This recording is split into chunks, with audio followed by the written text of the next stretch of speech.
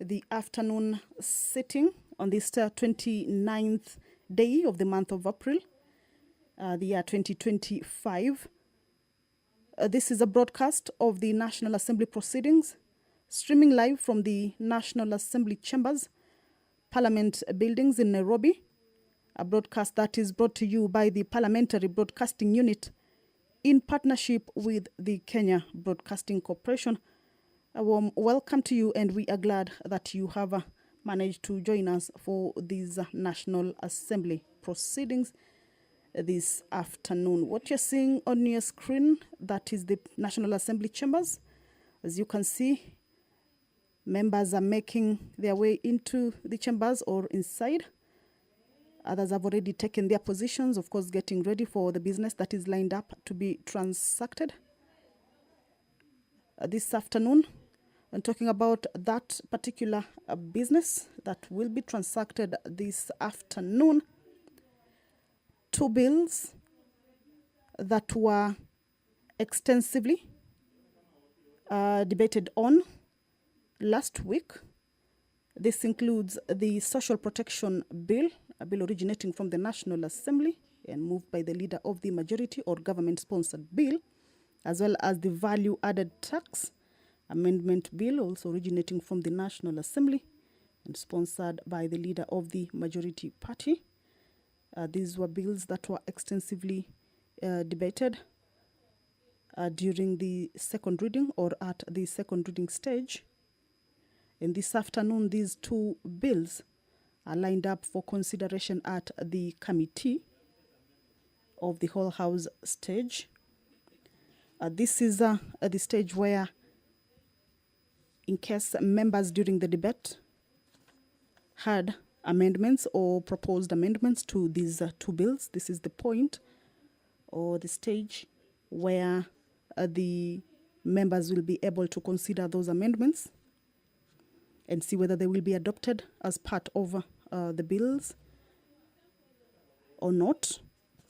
The Social Protection Bill, just a look at this particular bill, is that it's a bill that seeks to reduce poverty and vulnerability and improve the well-being of the people by providing assistance, services and programs that build human capital and cushion people against risks and contingencies throughout the life cycle. Now, you will recall that already the country has a number of programs that take care of the vulnerable or the poor and even the aged. In this case, those are the vulnerable. However, this particular bill seeks to come in and harmonize some of those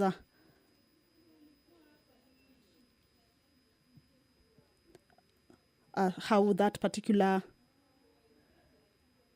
or rather how those bills are run. This bill provides for the establishment of the National Board for Social Protection. It defines its composition, functions, powers, and its sources of funds. Some of the functions of the board will include advising the Cabinet Secretary on matters relating to social protection, designing and implementing social protection interventions. Of course, this also include the ones that are already in existence. These are interventions and programs providing social assistance as well as social care to vulnerable persons, coordinating social protection interventions, among other functions that at least will enable those vulnerable be able to receive the care that they most need. The Value Added Tax Amendment Bill, this is a bill whose debate was also concluded at the second reading stage and will be considered at the committee of the whole house stage. And this is a bill that seeks to make amendments to the tax laws amendment that was passed last year, December 2024, to enable, make changes or clarifications or even rectify the debt when that bill will be coming into effect. And this is a bill also that seeks to take care of the investors, especially the manufacturers or the manufacturing industry, Some of the contents or the bill, some of the issues that the bill entails is to ensure that investors get incentives to put up industries in the country and improve or bolster the manufacturing sector in this particular country. So these bills were considered last week, and this afternoon they will be up for consideration at the committee of the whole house stage. Already amendments have been moved, including the Departmental Committee on Social Protection. The member for Funyula, Honorable Dr. Ojiambo Oundo, also has amendments that he has moved towards this particular bill. And of course, they will be considered during the committee of the whole house stage. This afternoon also, all right, that is the Speaker of the National Assembly, Honorable Dr. Moses Wetangula, making his way into the chambers, or already in the chambers. He will be presiding over this afternoon sitting. Allow me to hand you over to this live broadcast that is brought to you by the Parliamentary Broadcasting Unit in partnership with the Kenya Broadcasting Corporation. Good afternoon. Waheshimiwa, tuombe. Ewe Mwenyezi Mungu ambaye kwa hekima na wema wako umetoa nyadhifa za viongozi na mabunge kwa ustawi wa jamii na utawala wa haki wa wanadamu. Tukusihi utazame kwa neema nyingi sisi watumishi wako ambao wameridhika kutuita tutekeleze shughuli muhimu za jamhuri yetu. Tukuomba uteremshie baraka zako sisi tuliokutanika hapa, na utujalie tuyatende na kufikiria mambo yote yatakayofikishwa mbele yetu kwa njia ya haki na uaminifu, ili utukufu na sifa zako ziendelezwe, na ili kustawisha amani, ufanisi na heri ya nchi yetu, na wale ambao haja zao umezikabidhi mikononi mwetu. Amen.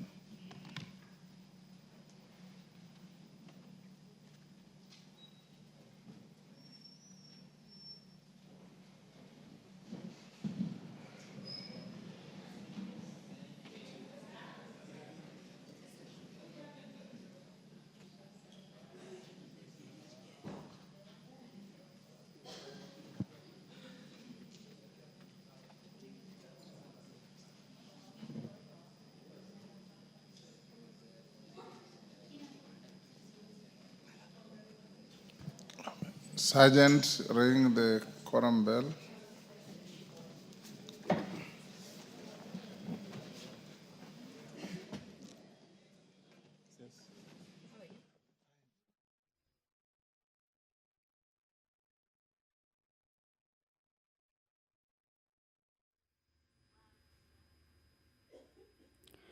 Well, the prayer has been said and the chair taken. However, the House has not quorated for it to be able to commence its business.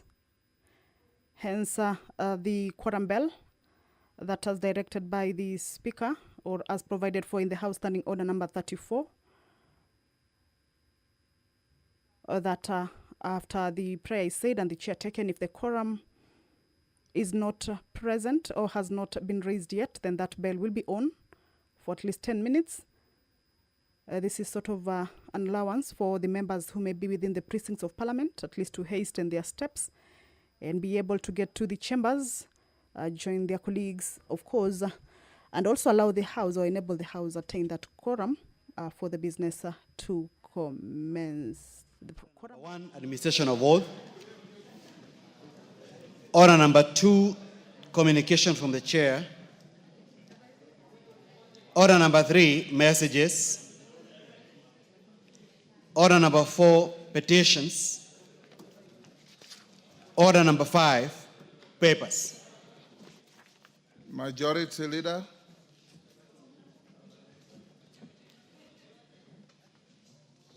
Wapi Majority Leader?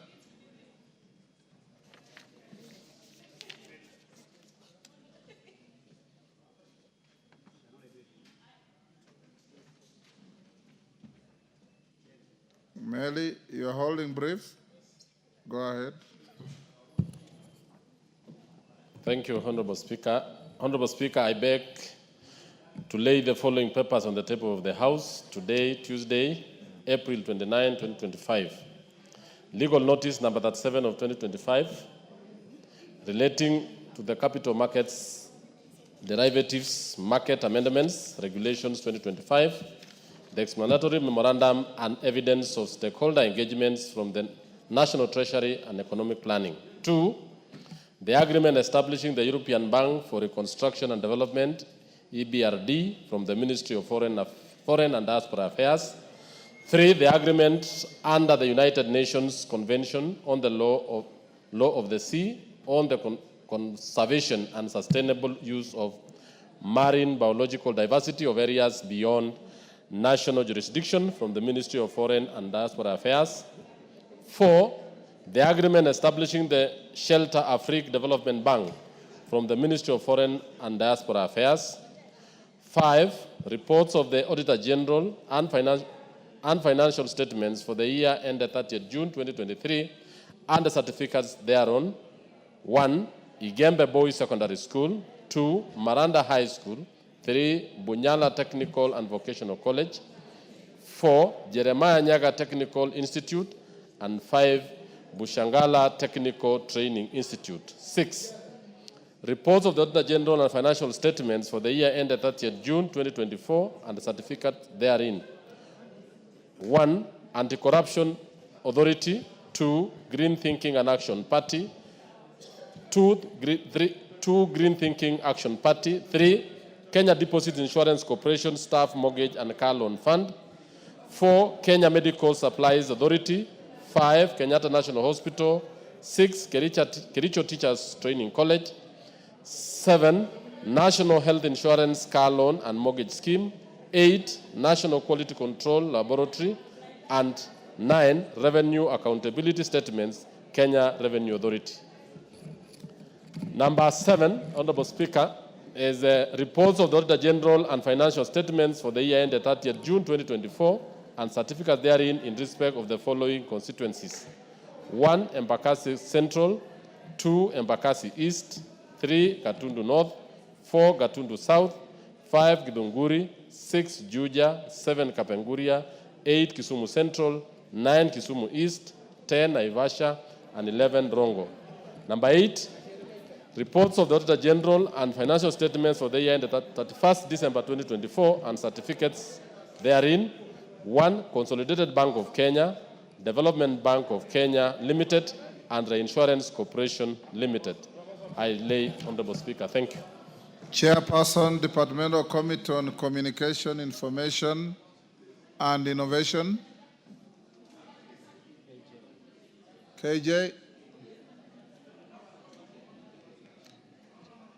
Chairperson, Departmental Committee on Blue Economy, Water and Irrigation. Bowen. Thank you, Mr. Speaker. Mr. Speaker, I beg to lay the following paper on the table of the House today, Tuesday, 29 April 2025. The report of Departmental Committee on Blue Economy, Water and Irrigation on budget implementation review for the first half of the financial year 2024-2025. That is the month of July to December 2024 for the following State Department. Number 1, the State Department of Water and Sanitation.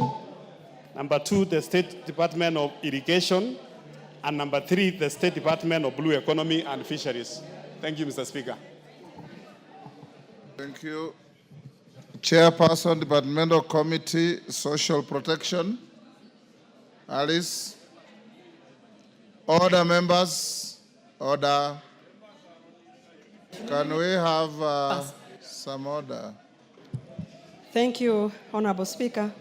Honorable Speaker, I beg to lay the following papers on the table of the House today, Tuesday, 29 April 2025.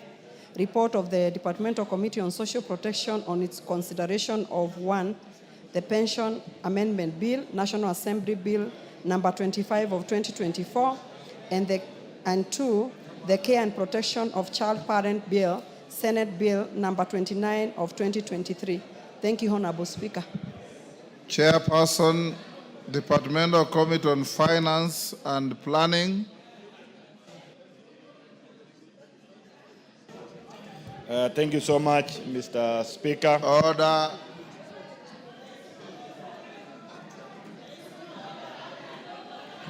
Order. Order, member for Busia. Order, order, Donya, many of you are first-timers. If you have a matter, order members, if you have a matter, Honorable Omanyo, order Kiborek, order, take your seat. For our good ladies, if you have any issue, I can see the manner in which you are garlanding your hair. Looks like you want to demonstrate something. If you want to do that, and it's a matter that is not on the order paper, order Meli and your group. I'm communicating to your colleagues. If you have a matter that is not listed on the order paper, the decent thing to do is to approach the speaker and tell him that I have a matter I want to raise. It's unlikely that I'll deny you. So you don't disrupt business by just shouting point of order. Meli, go ahead. Thank you so much, Mr. Speaker, for that directives. Honorable Speaker, I beg to lay the following paper on the table of the House today, Tuesday, 29th April 2025, a joint report of the National Assembly Departmental Committee on Finance and National Planning and the Senate Standing Committee on Finance and Budget on the approval hearing of nominees for the appointments as the board members of the Central Bank of Kenya. Thank you. Cases. Chairperson, Departmental Committee on Communication, Information and Innovation.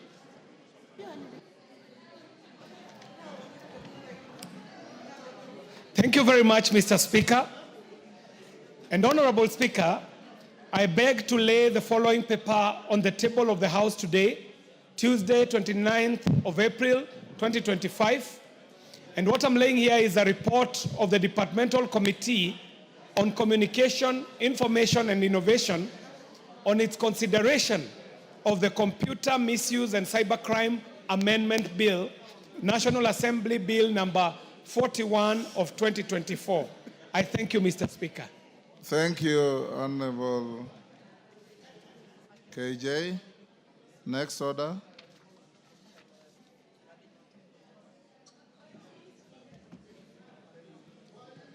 Order number 6, notices of motion. Chairperson, Departmental Committee on Finance and National Planning. Thank you so much, Mr. Speaker. Honorable Speaker, I beg to give a notice of the following motion.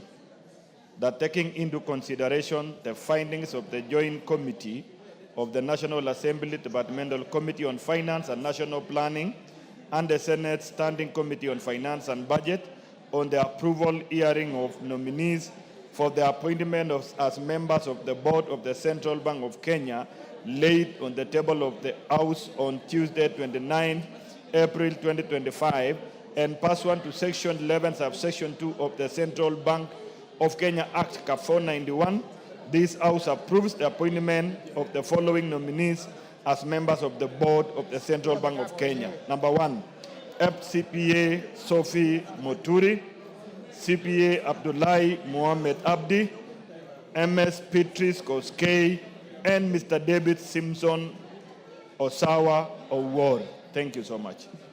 Thank you. Next order.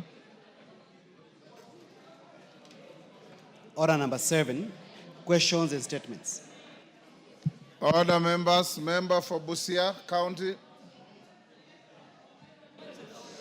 Thank you, Mr. Speaker.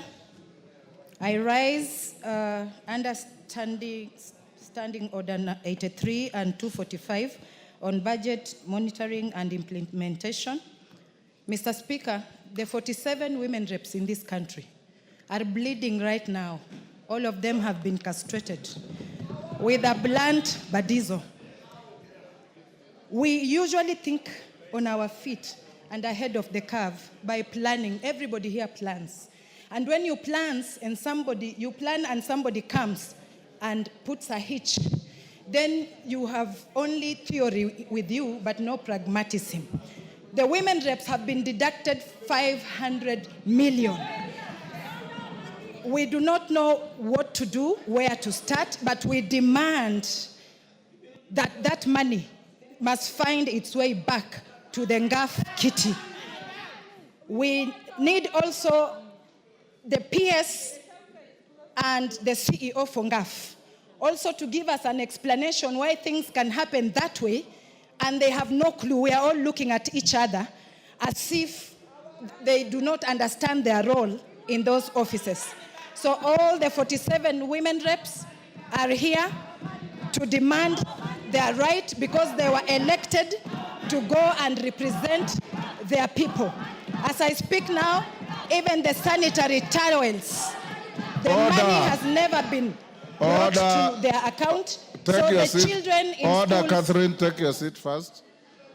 Honorable, distinguished ladies, you do not make your case any better by being rowdy.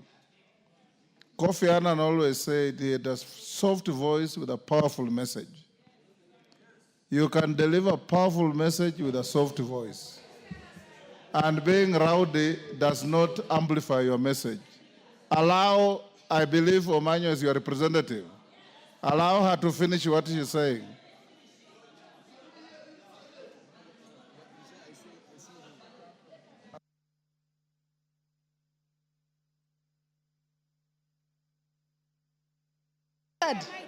Mr. Speaker, it is not easy. Maybe I don't have a soft or soprano voice. It came out like a bass. But what I'm saying, how do I go to Busia and tell them that I am representing them if the money was stolen and I was seated here acting like I'm sober? Mr. Speaker, I even don't know what to do, because I just want to understand. The money itself is meager, very little, that you cannot think to deduct but increase.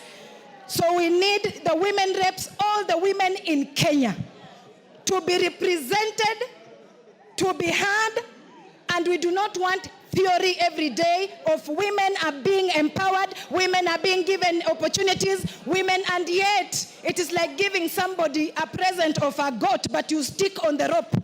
We are being remote controlled, Mr. Speaker.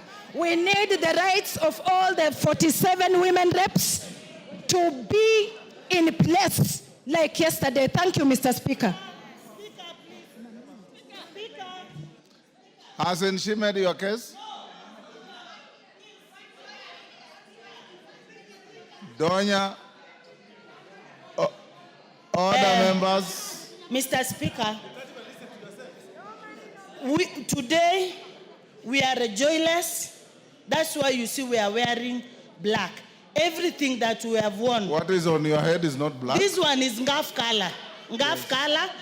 I can define the rest, which we are in black, Mr. Speaker. Everything is black. We are mournful. We are mournful. Mr. Speaker, we are mournful. Women, we are miserable. Women, we are malcontent. Women, we are dissatisfied, Mr. Speaker. Women, we are aggrieved. We are not happy. You know very well our men in the house. When you come home and you find us your wives, you tell us, Mama, bring. We bring. Mama, give. We give. We have never denied men anything that you have asked us, Mr. Speaker. We have never. So we are going home. We will be going for recess, Mr. Speaker. Our children, our men, our elders will be asking, Mama County, what is there for us? They've taken all our money. They've taken everything. We have nothing, Mr. Speaker. We are not okay. We feel that this country is not ours, Mr. Speaker. Thank you. Why are they doing that to us, You have Mr. made your Speaker? point. Ben Suda.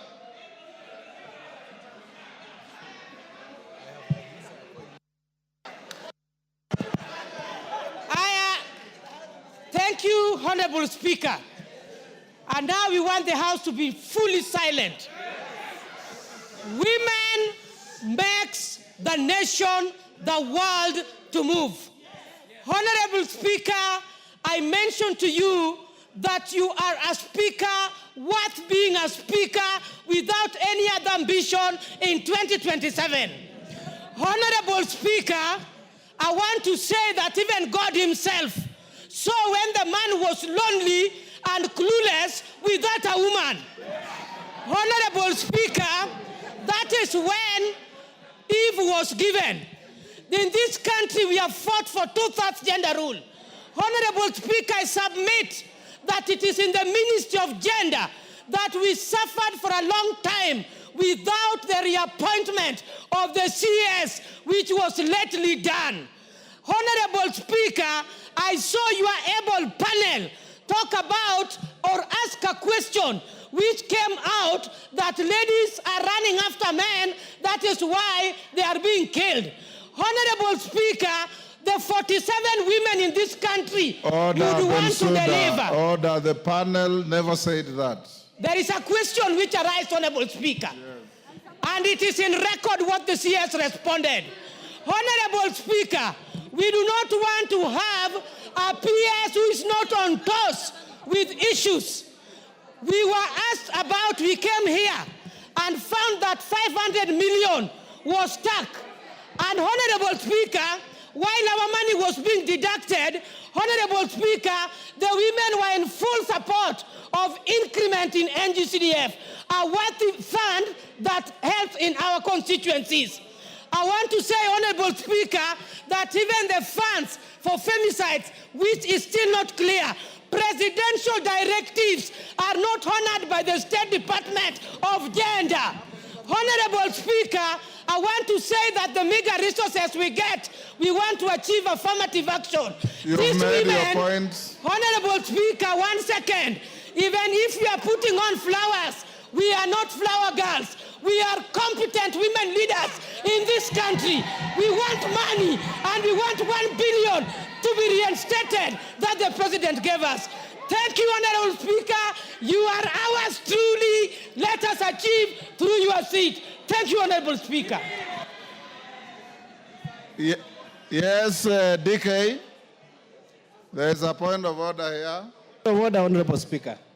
I think we cannot allow that charade to continue when you refer men as clueless.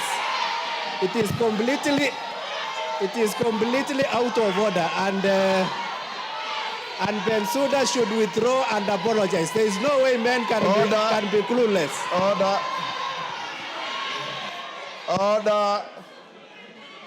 I order. Order. Order, members. Order. Order. Order, members. Order. Order, members. I know two distinguished lady MPs who look for any slight opportunity to be rowdy. But this is not the moment. If you are pursuing your rights, pursue them orderly. When you shout at the top of your voice, you lose the argument.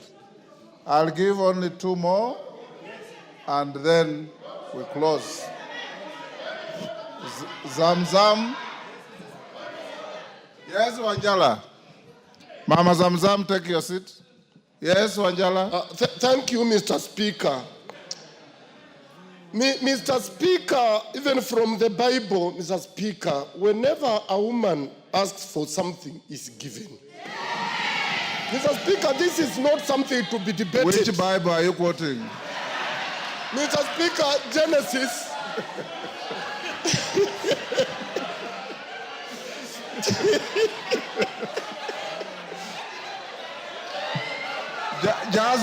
Just go on and tell us that's your fertile imagination.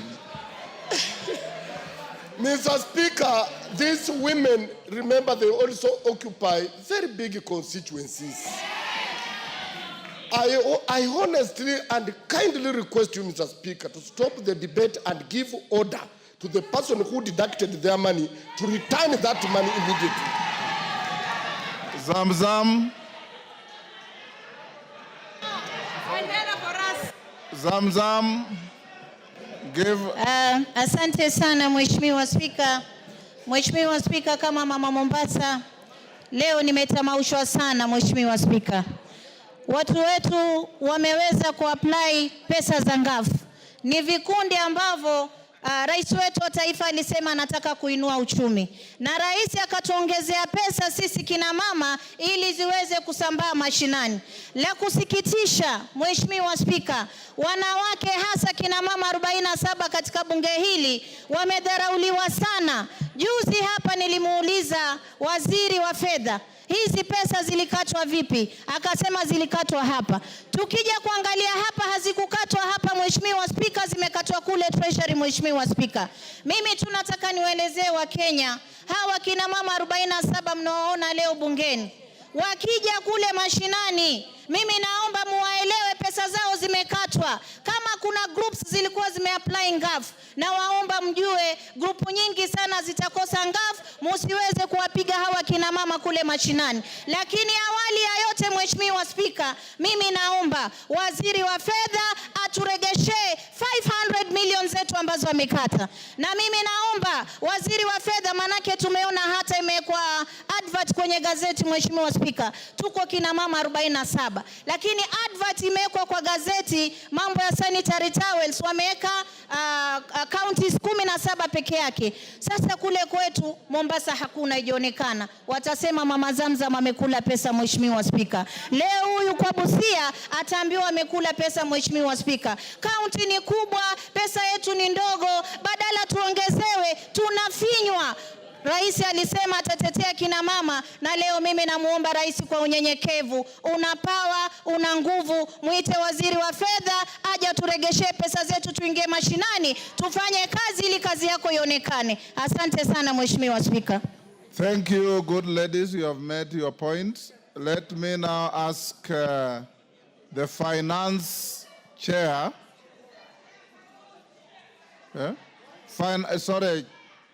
Chairman budget, but chairman before that, yes, Jen Kagiri. No trade unionism here. Thank you, Honorable Speaker. Honorable Speaker, I serve as the chairperson of the 47 county MPs, and it is my honor to actually take the House through why the women are dressed the way they are. They are dressed in pink and they are dressed in black. Black to mourn the deduction of their money, which I think was a great injustice to us and an injustice to the whole country. Honorable Speaker, pink stands for the color pink, which is for NGAF, the National Government Affirmative Action Fund. Honorable Speaker, you have told us we don't have to be loud, we can just speak softly and make our actions be heard. Honorable Speaker, we have been decent and polite for the last 2 years. It seems that has not worked for us. Honorable Speaker, this afternoon we are requesting you to humbly indulge us because we have decided we are going to now start using our legs. From here, we are exiting the chamber to the National Government Affirmative Action Fund, and then we go to the Treasury Office to follow up on where our money went. Thank you, Honorable Speaker, and I hope you have granted us the permission. Thank you, Honorable Speaker. The chairman of budget. Yes, Kainan. On the same issue? Yes. Give Honorable Kainan the mic. Mr. Speaker, there is a reason why, and I speak here as a person who participated in the drafting, formulation, and adoption of the current constitution. And there is a reason why the framers then decided to have special seats for our ladies. It didn't come out of the blue. It came as a result of the historical marginalization that has taken place, both the post-independent and pre-independent Kenya, Mr. Speaker. Mr. Speaker, it's not fair to deny them a right that has been granted through a legislative framework. Mr. Speaker, I want to appeal to the Mandarins in Treasury to be considerate when they are dealing with certain sensitive issue. This right has already been given. Removing is not fair. Mr. Speaker, you also know that our ladies are the majority voters in our country. They are the majority in the population, Mr. Speaker. Mr. Speaker, I want to appeal to my chair here. Even as a member, I feel ashamed. Let me tell you the truth. Out of a budget of 4.7 trillion, denying our ladies 500 million in the middle of the budget, it's not fair. Mr. Speaker, I want to plead with you. Direct the chairman budget to urgently find a mechanism to reinstate these provisions so that our ladies are not subjected to what they are going through. And in future, Mr. Speaker, because we are all in this political arena, we should be careful with certain decisions that we make. This is a right. Please don't leave it like that. Demand for more. Demand for more allocations. That is the only way you can represent the 47 counties that you are representing. I support your cause. Atandi. Thank you, Honorable Speaker. Thank you, Honorable Speaker. Honorable Speaker, I am represented in this House by a very able women rep, Dr. Christine Ombaka of Siaya. And Honorable Speaker, I've seen the amount of work that has been done in Siaya courtesy of NGAF. And therefore, I would be the last person to participate in deducting funds that are meant for NGAF.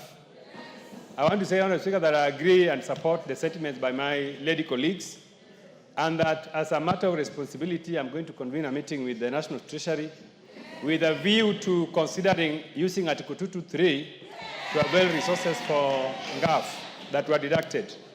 Honorable Speaker, having said that, I want to tell my lady colleagues that budget making is a role of this House. Treasury does not make the budget. Budget is made here. And that when these deductions happened, they happened under the leadership of your colleague who was running.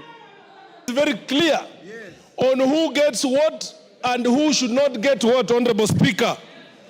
As we speak, the rains are here. Our roads are bad, Honorable Speaker. These are monies that belong to the people of Kenya, appropriated for the roads of the people of Kenya.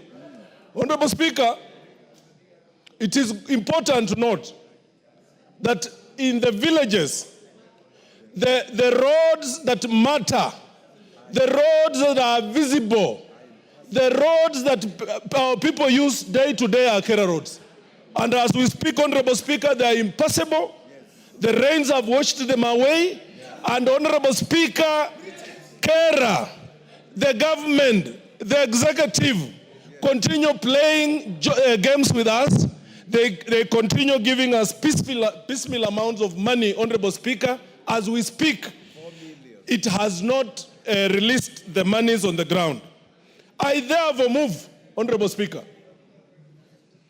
in view of this, Honorable Speaker, we suspend the sitting. Order, Jack Wamboka. Order. Wamboka, take your seat. You came to the Speaker to simply raise and seek a statement on when the funds are going to be released. As a matter of fact, House Business Committee this afternoon directed the majority leader to issue a statement to this tomorrow. But I obliged you. I did not give you an opportunity to move an informal motion that you are trying to do. Yes, let's be gentlemen and ladies and bear fidelity to what you agree with the Speaker. Order, Bowen. Order, Bowen. Go on. Honorable Speaker, as I was indicating, rains are here. People, bodabodas are planting banana stems on our roads. Honorable Speaker, lives are unbearable because things cannot work. The roads are not motorable. And Honorable Speaker, it is not, we are with you. You are part of us. You are Member of Parliament #1, Honorable Speaker. So when we speak very strongly about the these road things, to my house is a Kera road. And I know it. I know it, Honorable Speaker, and it's impossible. So, Honorable Speaker, I want to implore on you that you are one of us, and when we say that, of course, I have withdrawn, it means that the magnitude of this matter is heavy. Honorable Speaker, be in our shoes, because you are us, and we respect you, Honorable Speaker. I want to move that we want a comprehensive statement, Honorable Speaker, of when the monies are going to be available. Of course, not later than tomorrow, Honorable Speaker. If things are not working, we want the minister here. We want the minister here, Honorable Speaker. The executive is playing with us, Honorable Speaker. And as we continue with that, Honorable Speaker, tomorrow is 30th. Honorable Mbadi gave us a promissory note for 30th, Honorable Speaker. I just want to remind you, please let it be at your back. But if this thing can't work, Honorable Speaker, tomorrow, please direct that we have the minister here. If he's not doing his work, we also place an embargo to him that he should not conduct business of government, Honorable Speaker. Thank you, Honorable Speaker. Thank you. DK, I had said I'll invite the chairman. 1 minute only. Thank you, Honorable Speaker, and thank you for that consideration. Yes. The matter that Honorable Jack has raised is a matter of national importance. The fact that all the carer money has not been released for purposes of ensuring we can gravel our roads at this time of rains is a matter of concern. Is a matter of concern as we are going to recess. It is an issue that you will see people suffering, and there is nothing you can do. So rather than this house remaining impotent, it is important that the minister himself comes and explains. There has been so many explanations that don't add up. When they say that the court can share around 10.6 billion, who say that is it called holding for Ganishi order? Kanishi order. Who said that it has to be 22%, it has to be 10%, because the entire RMLF levy, what was in contention was only 10.6 billion. It can belong to Kenya, it can belong to Kura, it can belong to KWS, it can belong to the CS allocation. Why is it that carer roads are suffering as a result of that Kanishe order? So we want the CS to come here clearly and state as to why the 10.6 billion that is in contention is being used to make sure that our rural roads are not working. Thank you, Honorable Speaker. Thank you. GK, sorry, let me hear the Deputy Speaker on the same issue. Thank you, Honorable Speaker. I think, thank you for giving me this opportunity. I think that this House has to be alive to one fact. It is very well for us to appropriate the funds in this House. But the National Treasury can sabotage us by making sure there is no exchequer available. So you can appropriate all you want in this House, but the exchequer can be sabotaged at the National Treasury. So what we need to know is that we must use our opportunity on Wednesdays when we can call the Cabinet Secretary. Let the Cabinet Secretary confirm to us that whatever we appropriate in this House must have the corresponding exchequer provided by the National Treasury. That's the problem. Two, the other thing I want to mention, because it was said, Honorable Atandi, Chairman Budget, I know you said that I chaired the Budget Committee under Supplementary 2 when that matter was dealt. No, I have the opportunity to say. I must say, the code that was provided during the budget hearings was not the code for the National Government Affirmative Action Fund. It was a different code. The description, no, the code belonged to the GAF funds, but the description was office operations. How was I supposed to know, or anybody in the budget committee, to know what a code is? So actually, the Ministry of Gender were being deceptive to the budget committee at that time. And we are asking them to treat it as an error, and come back. No, they can treat it as an error, and then they can come back to us and do it under Article 223. It's very simple. We can correct an error. That is what happened. Thank you, Honorable Speaker. That is exactly what I've directed, Deputy Speaker. Let's follow that. GK. Now, GK, if you have a satisfactory explanation, go ahead. If you don't try. Thank you, Honorable Speaker. Thank you for your Order, advice. members. Order. Honorable Speaker, this is a very Order. important debate. And The reason I'm saying, order, GK, take your seat. The reason I'm saying don't try is that in the event you are not ready with material facts to the issue, tomorrow afternoon we have the PCS and we have listed only 4 questions. If you are able to satisfy your colleagues, go ahead. If you are not, I then can direct the clerk to call the minister to come here tomorrow afternoon on that singular issue of RMLF. So it's up to you. Thank you, Honorable Speaker. And this is a very important and serious discussion or debate we are having here, Honorable Speaker, this afternoon. I want to agree with you that the matter solely lies with the Cabinet Secretary who will be coming here tomorrow. And I want to urge honorable members to avail yourselves. He's not been invited yet. You are inviting me to direct that he'll be invited? Yes, please. So when the Speaker allows the Cabinet Secretary to come here, honorable members, I want to urge you to avail yourselves so that we can take the Cabinet Secretary through our experiences as members of Parliament. Because, Honorable Speaker, I don't believe this money belongs to members of Parliament as it is said out there. This money belongs to Kenyans, and we must do whatever it takes to serve our people and avail resources that are appropriated by this House. Honorable Speaker, I urge members to be patient and engage the Cabinet Secretary when he comes here. So, honorable members, thank you.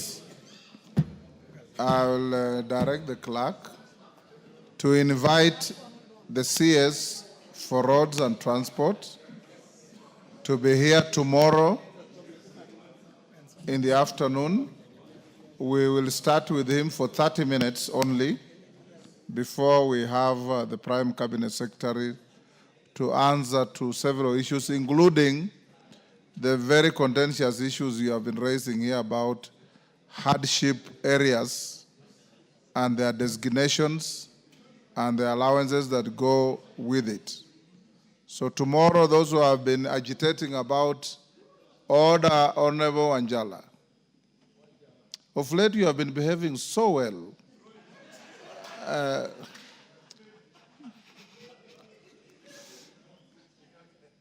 Or is it Alicia who is inciting you to misconduct yourself?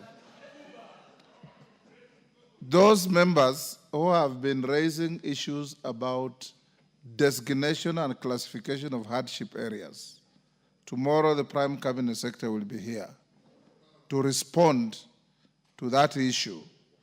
And I expect him to tell the House and the country more about policy than enclaves of hardship, so that we get to know what it means to be a hardship area and what goes with it and who deserves it. So tomorrow afternoon, we will start with Honorable CS for Transport and Roads on the singular issue of RMLF. Don't stray in with other issues. Then we go to the PCS. So GK, be here to support the minister to whom your committee oversights tomorrow. Thank you. Bashir?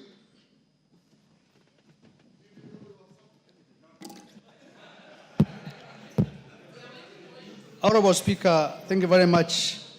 Honorable Speaker, I want to bring to the attention of this House something of national importance that has been happening in the last 2 days. And this is a matter that has been aired on our media stations and televisions called Bloodbath Parliament.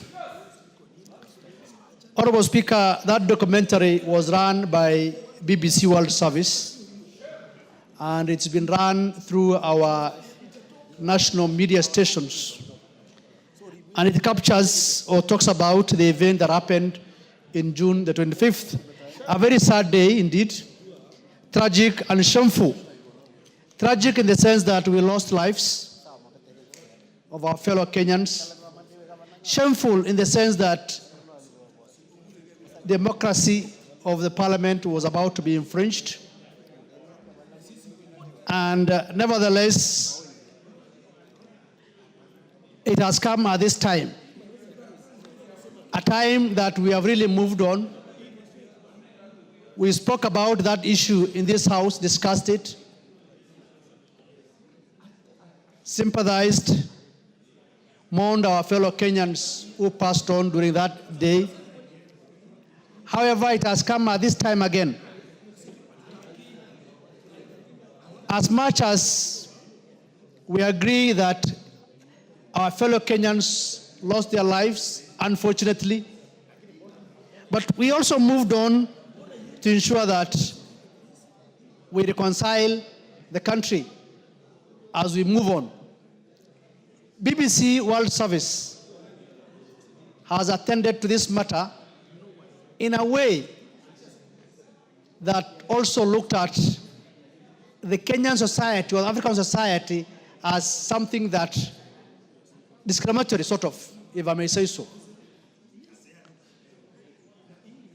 Honorable Speaker, it looked like our media stations also picked it up without questioning how BBC World Service aired the story.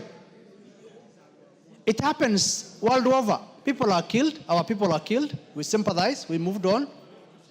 Even world over. Remember, there was the same issue or similar in Capitol Hill. BBC World Service never took the opportunity to say something. It happened in London, they never said it. It happened in many Western nations, they never said it. Above all, there's the killing of women and children in Gaza, and BBC World Service never speak about it. Unfortunately, where 50,000 have been killed so far, especially women and children by a country. They never cover those things. So I think the timing of that report, and it comes at a time when IPOA and other executive agencies are doing an investigation, and they never shared that with them. Let us not subjugate or discriminate against our own agencies that we think are doing their jobs. It's a matter of us saying, let us ensure that they have capacity to do their job. But let us not clap hands for foreigners who always come and say, this is wrong, what you're doing. Pointing fingers at whatever we do. BBC is a world-renowned station, media station.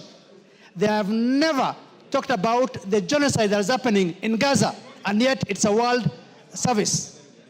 But they want to incite at this time. So, Honorable Speaker, I think why I'm raising this point, because the title itself talks about bloodbath parliament. They should have talked about the protests that happened that day in Kenya or Nairobi, but they chose to use the term bloodbath parliament. That is to also see parliament in a very bad light. This doesn't mean that we don't sympathize with our Kenyans who have been killed. We did here. We mourned them. We empathized with them. We sympathized with them. But the timings of this report by BBC World is unfortunate.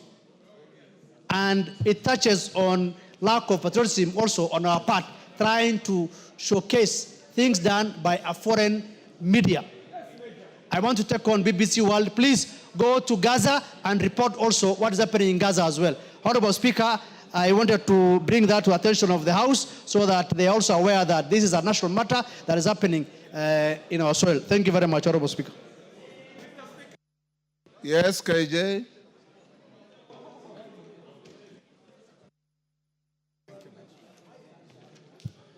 Mr. Speaker, this matter that has been brought to the floor by Honorable Bashir is a very critical national matter that we need to prosecute with sobriety as Kenyans. Mr. Speaker, there is no member who would rise on the floor of this House to support atrocities by any uniformed officer against our citizens. And in fact, we are not here to say whether the Kenya Army or the Kenya Defense Forces have done right or done wrong, because it is not in our place to judge them.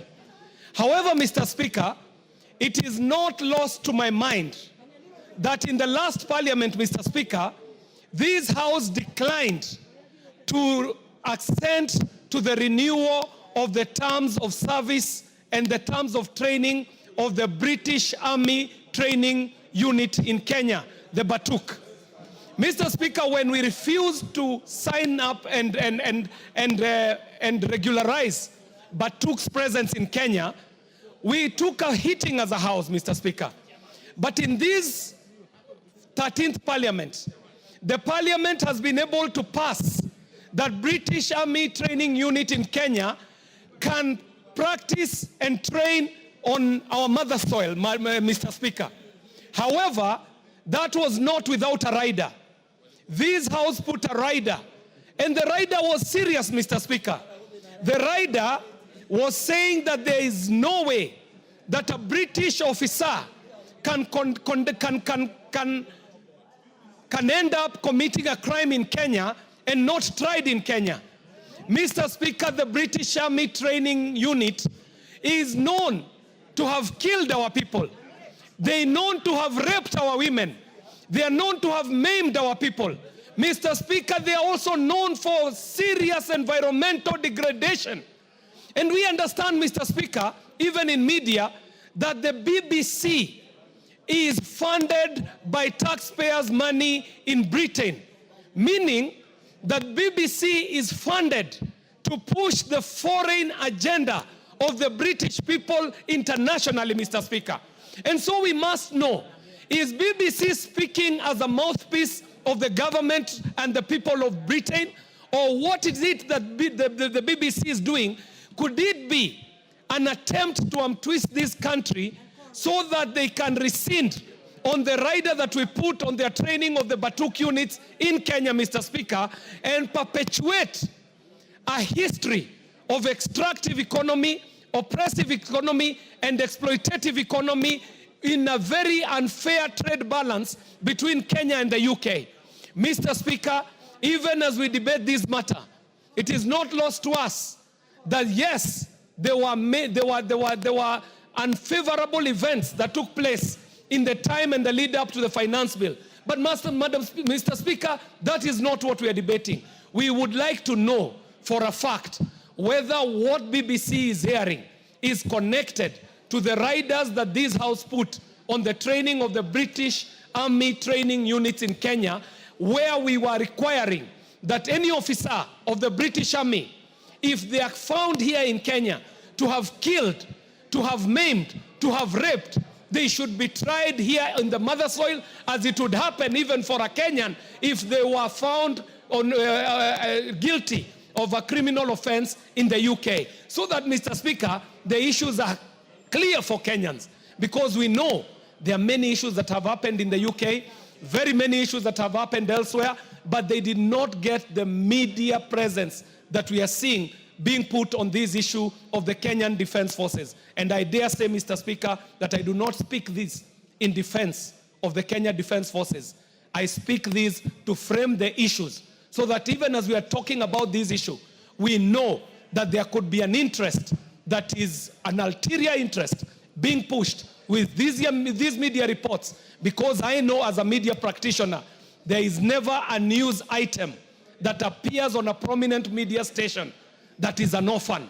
Any media item that comes up on a media station has its own father and it has its own mothers. I thank you very much, Mr. Speaker, and let us look at the agreement that we put down for the British Army to be able to train in Kenya and on Kenyan soil, and the exploitation of our environment, the depletion of our environment, and the cases that we know of human rights abuses that are conducted by the British Army on Kenyan soils. The killing, the maiming, and the raping. will not go unnoticed, and we will not keep quiet about this issue. Thank you very much, Mr. Speaker. On the same, Millie? Yes, Millie? Thank you, Mr. Speaker, and I want to thank Honorable KJ for urging that we speak soberly about this issue. And Mr. Speaker, I wish to speak soberly about this issue. And sometimes when you're in leadership, you have to take the road less traveled. And on this issue, I want to take the path less traveled. Mr. Speaker, we lost many young people. And we have very many young people who are traumatized as a consequence of what happened. Mr. Speaker, it is a point in our country that all of us wish never happened, but it happened. Mr. Speaker, I think we have not handled this issue well, and that is why sometimes you find people from outside are coming to document this. If as Kenya, we were able to acknowledge that things went wrong and we need to fix it, then Mr. Speaker, even if BBC aired it, it doesn't matter. We have to fix our own problems on our own. We don't have to wait for BBC to tell us there was something wrong. I have a problem with the title that they've given, but which is typical of any media house because they want it to trend and then want it to, yeah. And because of that, Mr. Speaker, they may have given it that title. But Mr. Speaker, we have not yet dealt with some of the issues. We have dealt with some, but one of the issues we have not dealt with is the trauma. Mr. Speaker, I said it when Honorable Elachi lost the son. Mr. Speaker, we have a very angry young generation in this country. And part of the anger is on the issues that we are seeing, Mr. Speaker. And we cannot bury our heads in the sand, Mr. Speaker. Mr. Speaker, let Parliament take the lead. And let us find a way of helping these young people to heal. Because, Mr. Speaker, we don't know what may come in the next few months, next year, or whatever. And furthered by the fact that we have very many young people who are jobless, who are frustrated. And if these people, I don't know what their intention is. Their intention could be fuel more harm and whatever. I don't know what their intention is. But from the young people that have spoken, it has actually created more anger. We are taking them back to the path that they would rather not walk again. But they are walking it. And we don't know at what point somebody else will fuel it again. You can't stop the media. Somebody else will fuel that anger again. And so for us to deal with it, let this Parliament take that mandate to deal. When we had post-election violence, Mr. Speaker, I was lucky to be in this Parliament, I think, where we do in that Parliament. Mr. Speaker, we set up a select committee. We walked all over this country. And because as human beings, we have a nature to forget. When we thought we had moved on, I remember in one case, we met a woman whose husband's head had been decapitated. She went to her home with the husband's head. And we were dealing with people who are angry, people who are depressed. And going there, Mr. Speaker, I remember to date when I was speaking in Parliament, I broke down and cried. Not because of me, but because of what we had. And we think we are moving on, but there are many young people who have not necessarily moved on. Mr. Speaker, personally, I would appeal. And I don't want to sit in that committee, but I would appeal that we set up a select committee to deal with this issue that stemmed not necessarily the finance bill, but the after effect of that finance bill. Mr. Speaker, I humbly agree that we deal with this soberly, and I'd want to discourage us from going through a process which we think may be politically correct, but does not necessarily move us forward as a country. Thank you, Mr. Speaker. Beatrice, can I ask your request for your statement?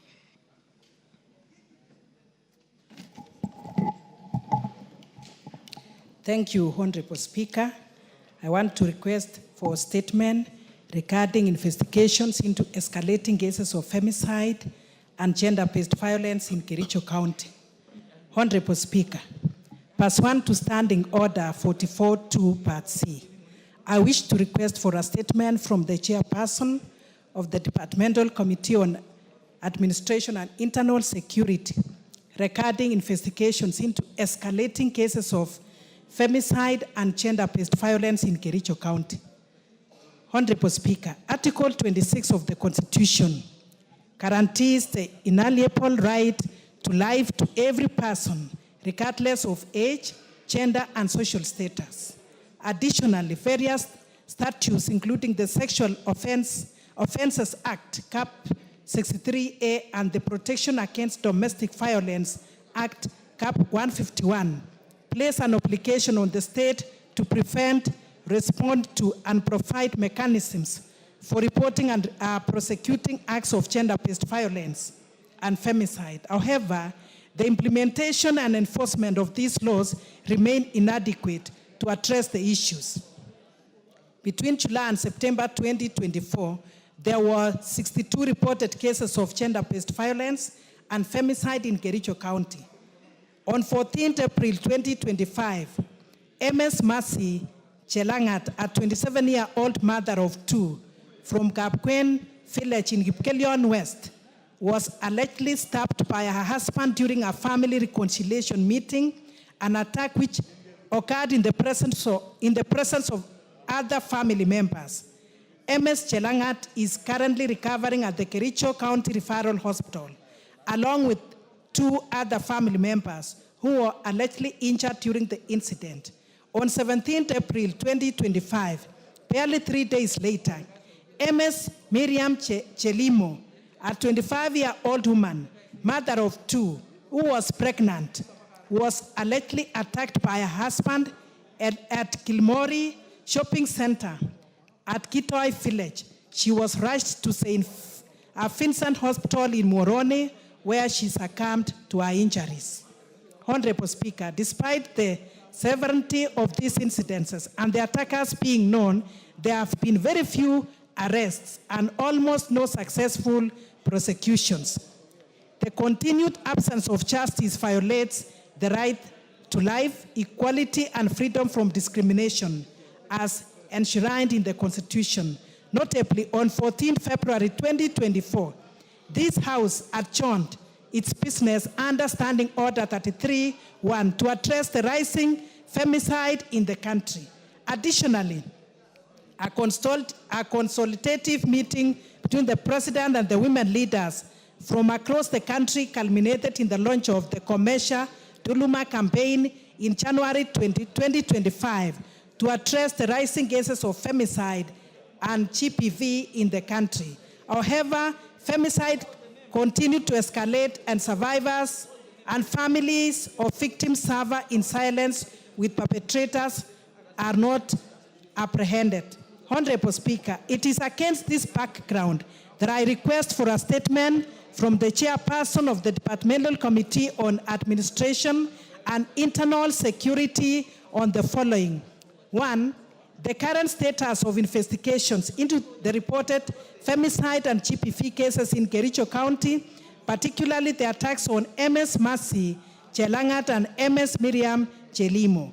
2, a report on the number of reported femicide and GBV cases between July 2024 and April 2025, including steps being taken by the ministry to ensure all reported cases of femicide and GBV in Kericho County are fully investigated and prosecuted without undue delay, and indicating the reasons for the low rate of arrests and prosecutions in the Kericho County cases. Honorable Speaker, I thank you. Tongoyo.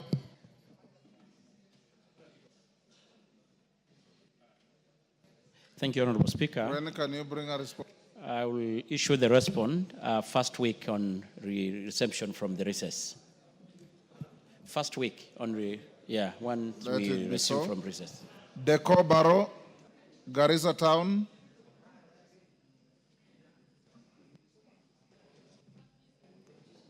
Thank you, Honorable Speaker. Honorable Speaker, pursuant to the provision of Standing Order 44-2C, I wish to request for a statement from the chairperson of the Departmental Committee of Education regarding the status of key projects at Garissa University. Honorable Speaker, Garissa University was first established as a constituent college of Moi University on the 12th August 2011 through a legal notice number 116 under the Moi University Act Cap 210A and the Garissa University College Order 2011 and attained full public university status October 23rd October 2017. In 2015, the institution, then Garissa University College, saw a period of closure following the terror attack. Although it has in recent years gradually resumed its activities with a rise in the student enrollment, which now far outstrips the capacity of the existing buildings and infrastructure and utilities. In response to the need for infrastructure for the university, the government, through the Ministry of Education and that of National Treasury, approved a proposal to construct an ultra-modern library complex housing the School of Information and Sciences, a tuition block with an auditorium, a water storage and reticulation system, and administration block. Honorable Speaker, the construction of the ultra-modern library was projected to cost 207,074,948, of which only 39,430,648 has been disbursed. The tuition block was projected to cost 372,800,000, of which only 84,942,762 has been disbursed. The water storage and reticulation system was projected to cost 26,902,000, of which only 10,468,800 has been disbursed. And the administration block was estimated to cost 518,416,664, of which only 151,200,000 has been disbursed so far. Regrettably, the monies disbursed are not the full amount as allocated in the budget, which has led to the key priority projects stalling.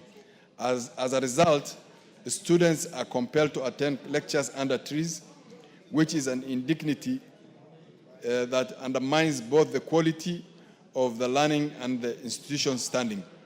Honorable Speaker, it is against this background that I request for a statement from the chairperson of the Departmental Committee on Education on the following. A detailed report on the current physical and financial status of each project, including the percentage of works completed, the contractors engaged, and the projected completion dates, an exact timeline for the release of the outstanding balances, and the measures put in place to ensure these projects are fully funded through completion.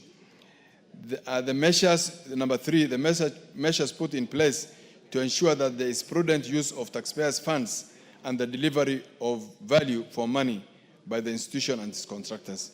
Thank you, Mr. Speaker. Kainan on the same? 1 minute. Thank you, Mr. Speaker. Mr. Speaker, Garissa University is the only university in the entire region of northern Kenya. And Mr. Speaker, you're also familiar with the history and the circumstances of that university. I do not need to belabor this. Mr. Speaker, I thought by now, and I'm sure you are aware, that there are universities now, almost public funded universities, almost in every sub-county for an entire region, which is almost 70% of the landmass of the Republic of Kenya, with a growing population. The only university is still struggling. Students are learning under trees. We have made passionate appeal, and I'm glad that the chairman is here of education. Mr. Speaker, will I be right? Because there is no time when there's enough resources for everybody.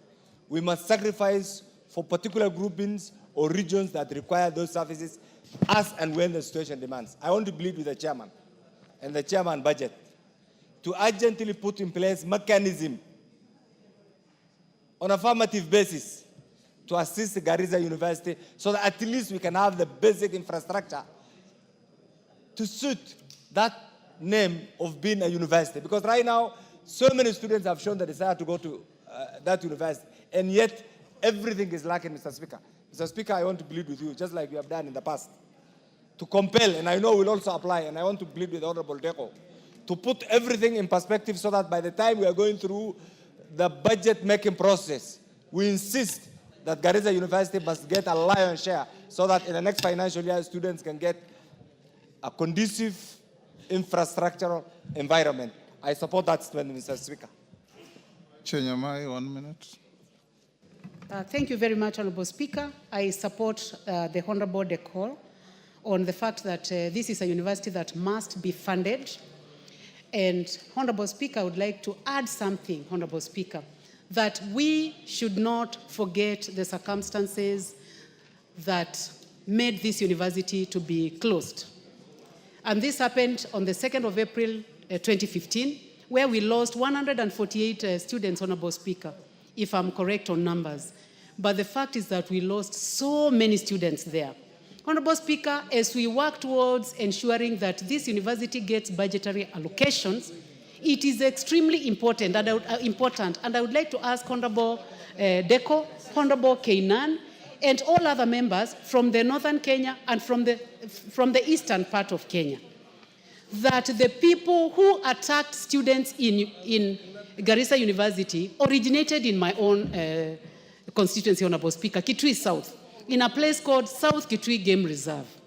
And we have seen now efforts of people, politicians, taking back people into the same game reserve and ensuring that that place called Inyali, where those people were traced to, is now having, it is becoming now a settlement of people where there is no chief and where there is no assistant chief. So, Honorable Speaker, as we work on this, let this matter of security also be considered, and I support that they be given money to fund the university, but take care of security so that people do not leave my constituency, Kitui South, go all the way and kill students and affect the whole of Kenya.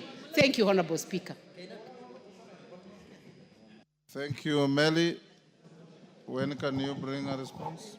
Thank you, Honorable Speaker. The issues raised by Honorable Deco and the 2 other members are very weighty, and they affect all the universities in this republic. And Honorable Speaker, I and the committee members did walk across most of the universities in the eastern part and the western part of the Rift, and we noted a number of what we call white elephant projects. We even went to Garissa and we found students under trees taking lectures. So, Honorable Speaker, because of this, we are proceeding for recess. Immediately we are back, I'll give a very detailed report, not only on Garissa, but all the universities across the Republic. Thank you, Honorable Speaker. Thank you. On the same issue? Yes, Bowen. Yes, Mr. Speaker, I want to appreciate the answers given by the Honorable Chair of Education. He has not given that many, no, or the promise that he's going to give us soon. But, Mr. Speaker, the chairman has just said that many of our universities are struggling financially. Many of our universities. But again, Mr. Speaker, we are seeing again the same ministry of Education opening some other universities. You have seen, Mr. Speaker. So, even as the chairman looks into the financial constraints in this institution, Mr. Speaker, I think we need to think as a country, do we need some other more universities when these other ones, the strong universities, like Garissa University, more universities, they are going down? Oundo.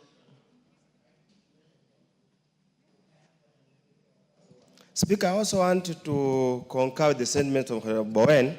Honorable Speaker, the truth of the matter is that our universities are limping. And the government or the executive has no capacity to fund and sustain these universities.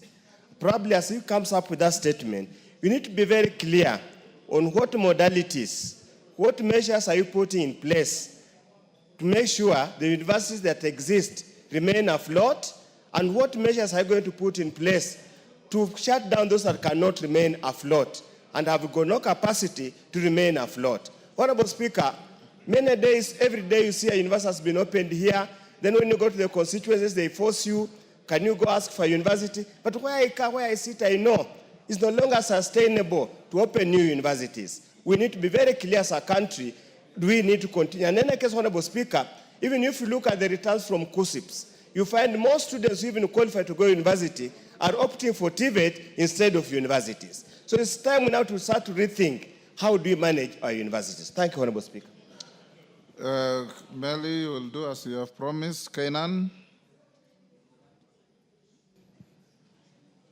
Thank you, Honorable Speaker. Pursuant to the provisions of Standing Order 44.2c, I wish to request for a statement from the Chairperson of the Departmental Committee on Energy regarding the extension of the national power grid from Garissa to Wajir and Mandera counties in the northern Kenya region. So it's just the same thing about the university right now. Honorable Speaker, access to electricity is a fundamental driver of socio-economic transformation and a key enabler of development. The residents of this region, Mr. Speaker, have experienced unreliable electricity in the past, and this is clearly documented, which has disrupted critical services, stifled business operations, and limits access to education and healthcare, ultimately hindering economic growth.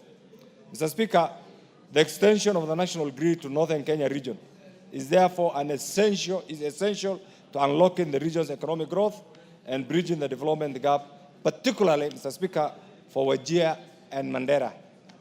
Honorable Speaker, it's against this background that I request for a statement from the Chairperson of the Departmental Committee on Energy on the following: a report on the current status of funding, planning, and implementation of the extension of the national grid from Garissa to Wajir and Mandera counties in the northern Kenya region, including the timelines for completion. Mr. Speaker, this project has been in the pipeline since independence, Mr. Speaker, and it has never taken off. We just need to know the truth. Two, Mr. Speaker, the immediate and long-term measures the government is putting in place to ensure the residents in northern Kenya region get access to reliable and affordable power, Mr. Speaker. And finally, Mr. Speaker, the plans that the government is putting in place to address the gap in the provision of power in the region, including alternatives for provision of off-grid solar access. I thank you, Honorable Speaker. Energy, Gikaria, when can you bring a response?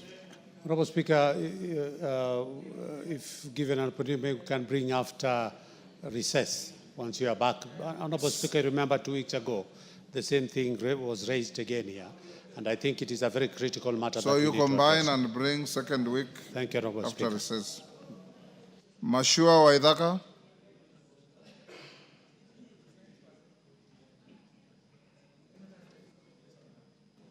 Member for Kiambu County, Kiambu constituency. Kiambu, yes. Thank you, Honorable Speaker. A request for statement regarding attempted land grabbing in Tinganga Ward in Kiambu constituency. Honorable Speaker, pursuant to Standing Order 44.2c, I wish to request for a statement from the Chairperson of the Departmental Committee on Lands regarding the attempted land grabbing targeting the family of the late Mr. Wilson Bodu in Tinganga Ward, Kiambu County. Honorable Speaker, the Bodu family has owned and resided on their 236-acre parcel of land in Tinganga Ward in Kiambu, with their ownership properly documented. The family acquired the land from the white settlers 51 years ago, and legitimate ownership is further evidenced by compensation by the government for land allocated for the development of the Kiambu-Rioki-Gewa Road. An additional compensation received for allocation of land for the Athi Water 3 pipeline easement. However, over the 2 past months, the family has faced systematic harassment through repeated summons from various state agencies, including the Directorate of Criminal Investigations and the National Land Commission, demanding explanations regarding their land acquisition. Honorable Speaker, the harassment has escalated to include unauthorized visits to the property of the family and acts of vandalism within their farm, which has disrupted their farming activities. Despite full cooperation from all official summons and investigations, which have yet yielded evidence of any impropriety, they continue to face intimidation and live in constant fear for their safety and security of tenure. Honorable Speaker, it's against this background that I request for a statement from the Chairperson of the Departmental Committee on Land regarding addressing the following.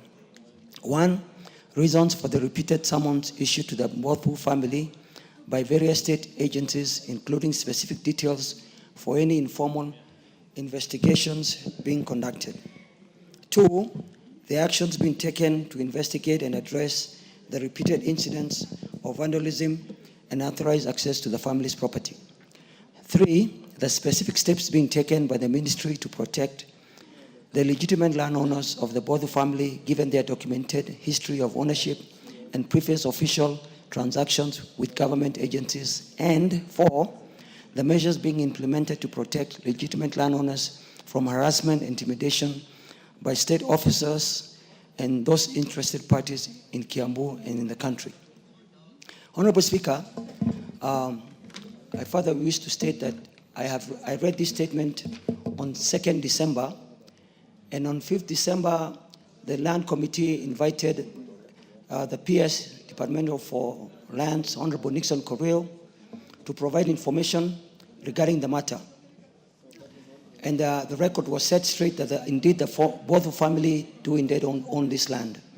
Honorable Speaker, on the 22nd April of this year, around 11:30 a.m., the family alleges that officers from the DCI headquarters went to the family farm and asked them to vacate the land.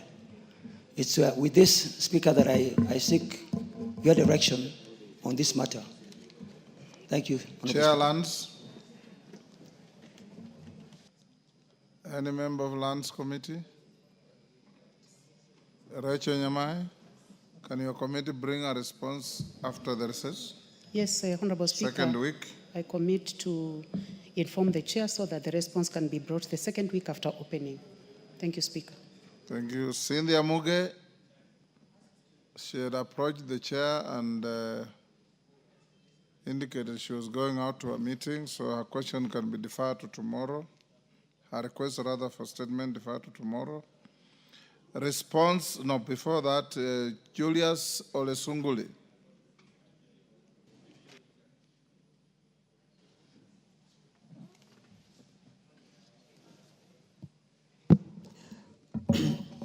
Mr. Speaker, sir,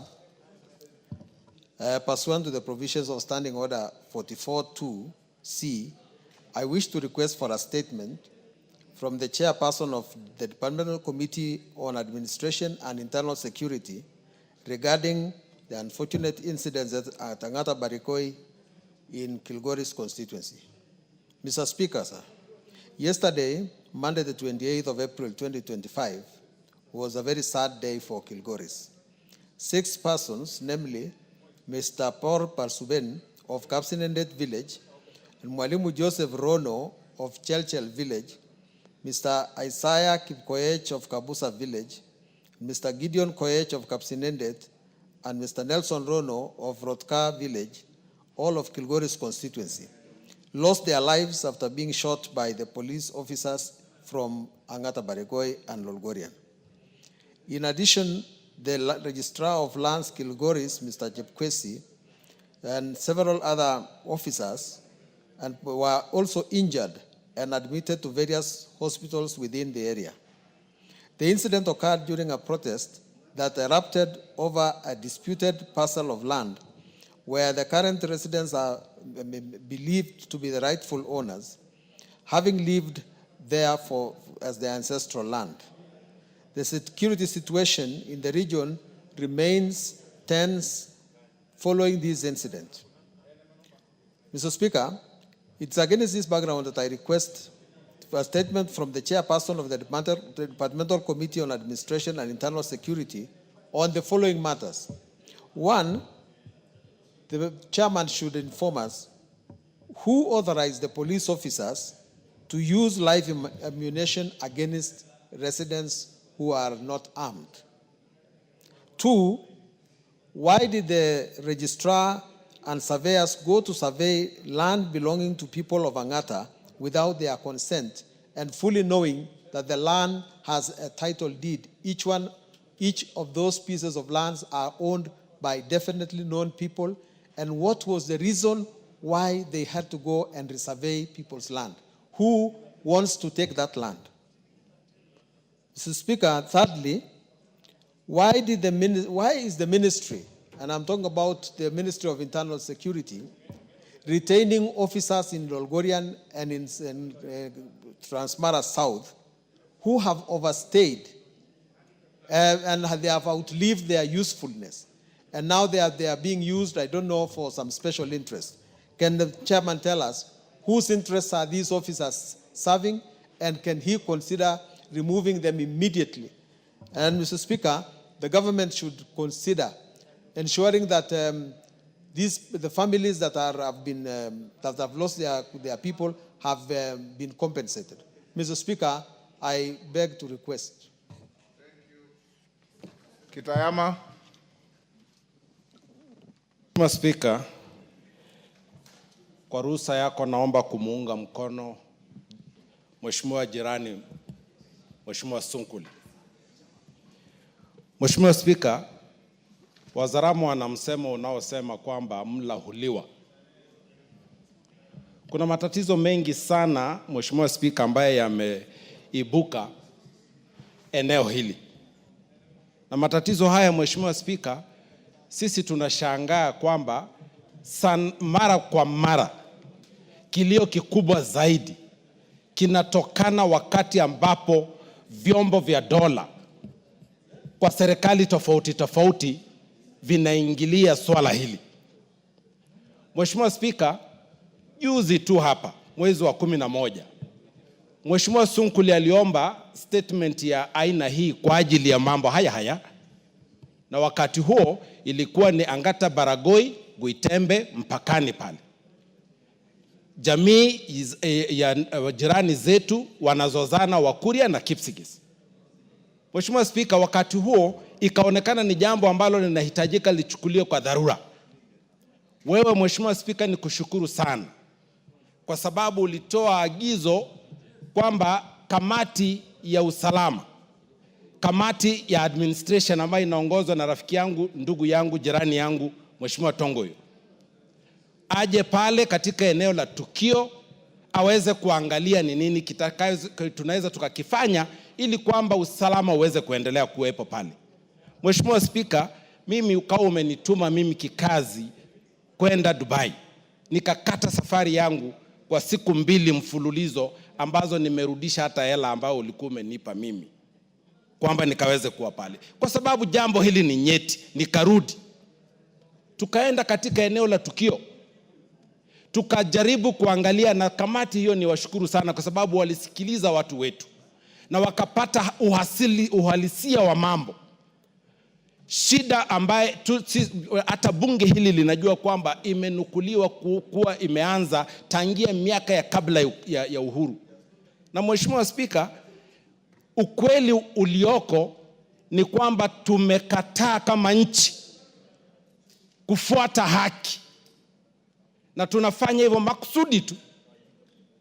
Sasa Mheshimiwa Speaker, mimi namuunga mkono jirani Mheshimiwa Sunkuli, na ninasikitika sana na kutoa rambirambi kwa wale familia ambao wameweza kupoteza maisha yao, jamii hizo ambazo zimepoteza mali na matatizo ambayo yanaendelea katika ukanda ule.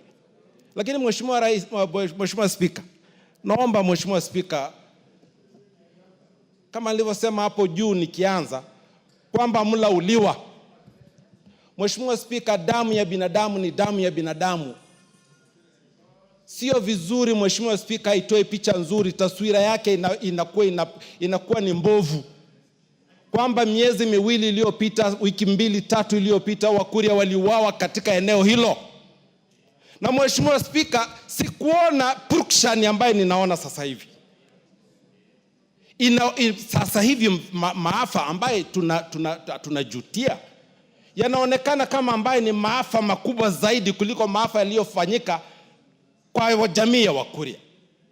Mheshimiwa Speaker, ukanda huu unahitaji mjadala, na sio mjadala wa kupapasa. Unahitaji mjadala wa halisia kwamba eneo hili kihistoria, kwa sababu kila mtu anayezungumza mambo ya eneo hili, shambo hili, anazungumza historia. Sisi Wakuria tuna historia yetu, Kipsigis wana historia yao, Wasiria ndugu zetu, jamii ya Maa wazuri sana, majirani zetu wazuri sana, wana historia yao, na sisi wote tunakubaliana kwamba maeneo hayo, sisi jamii zile ziko pale za Maa, Masai, Siria, Moitanic, Wasingishu, na sisi Wakuria pamoja na Wakisii na wale wengine wote ambao ni kwa kununua pale, tuishi pale kwa sawia. Watu wote tuna haki, kwa sababu katiba hii inatupa haki, Mheshimiwa Spika. Sasa haipendezi kwamba hii kamati ya Mheshimiwa Spika, kamati ya administration hii, statement ya pili inakuja kutolewa na Mheshimiwa Sunkuli kwa swala hilo hilo. Kwani hawa watu ni wazembe, ama ni kutaka hawataki, ni kazi hawataki kufanya, ama wanafurahia Wakuria wakifa, Kipsigis wakifa, wanataka nani afe ndio waje kutatua tatizo hili? Mheshimiwa Spika, jambo hili linaudhi Mheshimiwa Spika. Yes. Tongoyo, ni uzembe au ni kutotaka kufanya kazi? Hii ni ya lands au ni ya security? Yes. Thank you, Honorable Speaker. Of course, Honorable Speaker, knowing the importance and sensitivity of this matter, we will respond immediately on resumption from recess. But Honorable Speaker, having said this, I want to say the following. Honorable Speaker, I personally want to join... Tongoyo, given the gravity of the matter, yes, and the loss of lives, is there somebody playing some gadget in the house? Who is playing a gadget in the house is out of order.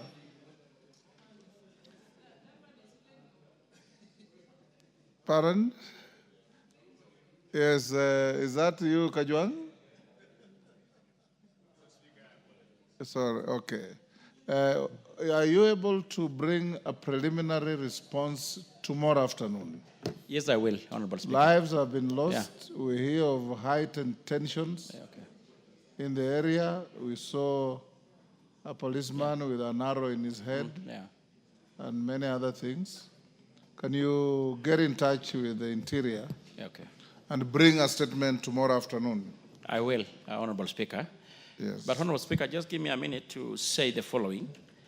I'm much obliged, Honorable Speaker. Honorable Speaker, I want also to join my colleague, Honorable Sunguli, really to pass my condolences to the families who lost their loved one. As it is now, the preliminary report is that 5 lives have been lost, of 5 locals, roughly. And of course, about 4 police officers also sustained injuries, including the one you had mentioned that had an arrow that was actually had to be evacuated to get medical attention yesterday evening. As it is for now, Honorable Speaker, the IG, I want to report the IG plus the DCI are on site. There is the meeting ongoing with other leadership of Parliament also in attendance. And the situation is still a little bit calm, but the tension is still running high, Honorable Speaker. Honorable Speaker, you quite remember, and my colleague had mentioned, that this House didn't instruct the committee to visit the area. And we did exactly so, Honorable Speaker. And I want to really appreciate the colleagues, members of Parliament, who have failed themselves. Kitayama had just confirmed the same. And Honorable Speaker, the report is ready. We actually were just doing the final touches so that we can able to table, we were actually supposed to table this week, or probably once now we resume from recess. But Honorable Speaker, beside the issue of insecurity and the issue of insecurity, the land question is actually the major cause of all this insecurity. And it has been said repeatedly. It's an old thing of backdating around 20 or so years ago, to include even what Kitayama talking about 1940-something, when actually before even the independence. But I don't want to go deeper into it. It will be captured and we can able to see in the report. And we were even lucky. Then when we visited, we took even the police car to enable the police officers to patrol the area and respond to the distress call.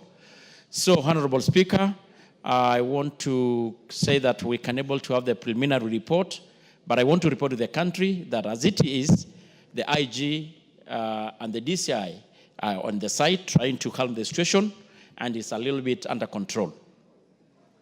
Thank you, Honorable Speaker. Thank you, members, and just like I talked to the honorable members from Baringo, and I'm happy to see Maclap and his neighbor sitting together. I wish Kamket was also with you. Try members of parliament from the area, Kitayama, yourself, Sunguli, Johanna Ngeno. You're going on recess for a full month. Go to the ground and pacify communities. Go to the ground and speak to our people. One life lost is one too many.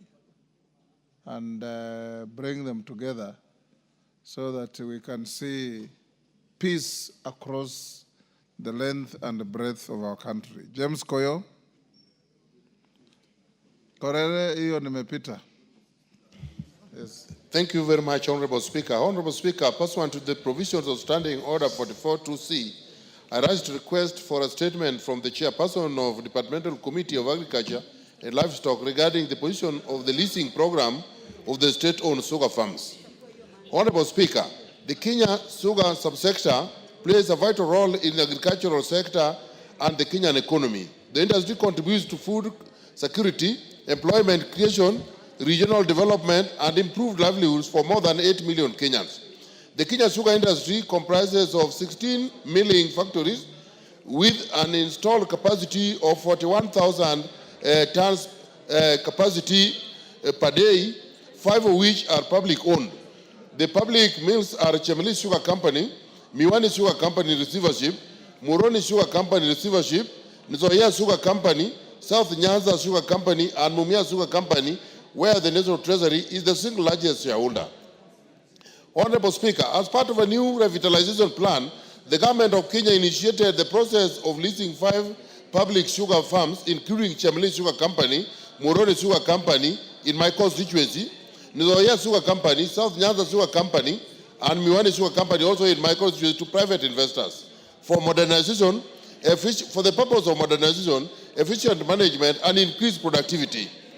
Whereas the public was assured of a transparent and open process that would meet the expectations and aspirations of stakeholders and the Kenyan taxpayers in value addition. The exercise has since appeared to have been driven to extreme secrecy, which has contributed to the failure for the targeted industry to regain operationalization stability as envisaged. This has raised concern among farmers in the sugar belt, and the outcome of the resolution for the exercise will affect the livelihood which is dependent on sugar cane farming. Honorable Speaker, it is against this background that I request for a statement from the Chairperson of the Department Committee of Agriculture and Livestock on the following. 1, the status of the position of the leasing program of the state-owned sugar farms, particularly Muroni Sugar Company and Chemeli Sugar Company, and also the status of Miwani Sugar Company, which together with Muroni are under the same receivership. And during the advertisement for the so-called leasing program, Miwani Sugar Company was also listed listed for leasing, but has since been quietly hived out for a process that will canvass at a later date. The criteria that was used in tender evaluation regarding the leasing program of Muroni Sugar Company and Chemeli, since these are public properties, everything about them is public. We want whoever is concerned to come out with a program, make it public, and tell the public, this is what we wanted, this is why this company that tendered did not meet the threshold, and this is why this so and so met this threshold. The composition of tender committees that considered the leasing exercise and the recommendations they made, everything is being done in secrecy, and we are fear, the people here fear that the political class has hijacked the process and is determining it on their own and on their own consideration. And I'm telling you, Honorable Speaker, at the time of asking this question in Parliament, the constituency where these factories are is volatile. The workers are already demonstrating. the farmers are going to join them. The businessmen Order, are Koyo. Your acceptance was to read the statement that I approved, not to debate it. Have you finished? Yes, don't engage in extra statements. Thank you, Honorable Speaker. I suggest this, that I ask the chairman of departmental committee to come with a statement and make sure it is a statement that will meet the expectations of the public. Thank you, Honorable Speaker. Caroli Omondi, you want to joyride on that? Yes, Honorable Speaker. On 27th September 2023, you did direct the Cabinet Secretary for National Treasury to write to me explaining the efforts made by National Treasury to recover and protect the nucleus estate of Miwani Sugar Company, in particular LR number 7545/3, which is about 11,000 hectares. This matter, I believe, is still alive because I have in my hands here a letter dated 11th April 2022 from the PS Agriculture, reference MOALD/SDCD/legal/18C to the Director General, Kenya Sugar Board, asking that Kenya Sugar Board and Miwani Sugar Company and some other people in court enter into a consent. We have a copy of the consent also here, proposed consent, and I have not received any communication from Treasury as to what they are doing about this particular land. And I believe your directives are not issued in vain. So it is part of this, and I would be happy to get a statement. Clerk, follow up so that the response covers both the concerns of Honorable Koyo and Honorable Carolo Mondi. Yes, Mele, on the same issue? Thank you, Honorable Speaker. Honorable Speaker, what Honorable Koyo and Honorable Carolo Mondi raised is a very pertinent issue, especially in the sugar belt. My constituency and the constituency of Honorable Koyo are actually, we serve the three factories. We serve Moroni, Chemelil, and Miwani. And in fact, these factories are actually public entities, and we allow the government for the reforms. But the reforms should be transparent, it should be the people should be involved, and more importantly, there should be public participation on the several process that is going on. But the other day, Honorable Speaker, we heard that a new investor is coming in, and in fact, in the grapevines from the farmers, that they are going to make these existing mills to be collection centers for sugarcane, which is actually putting everybody in jittery. So, Honorable Speaker, we are asking that this be treated with the urgency it deserves, so that the public does not lose anything. Thank you. Response on the same issue of sugar? No, we don't have any something else on the order paper.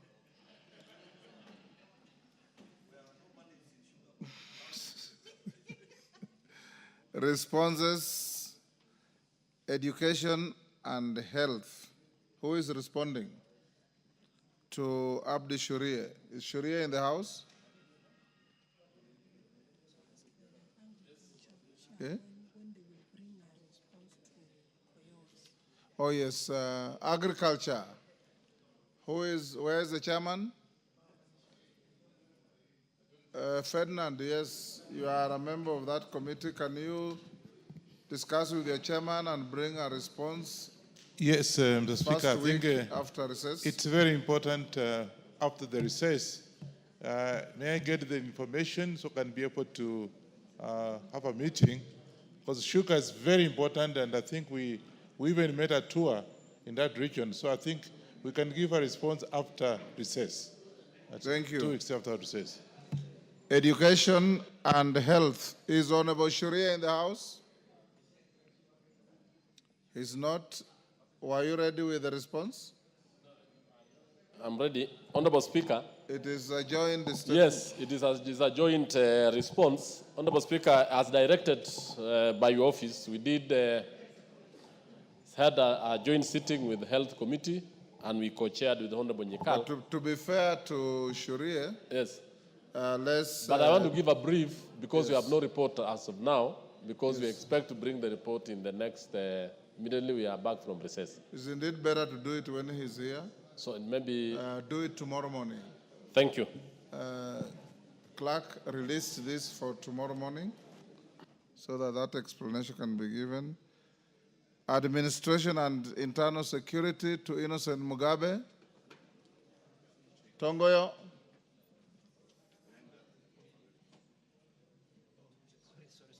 You have a statement to give?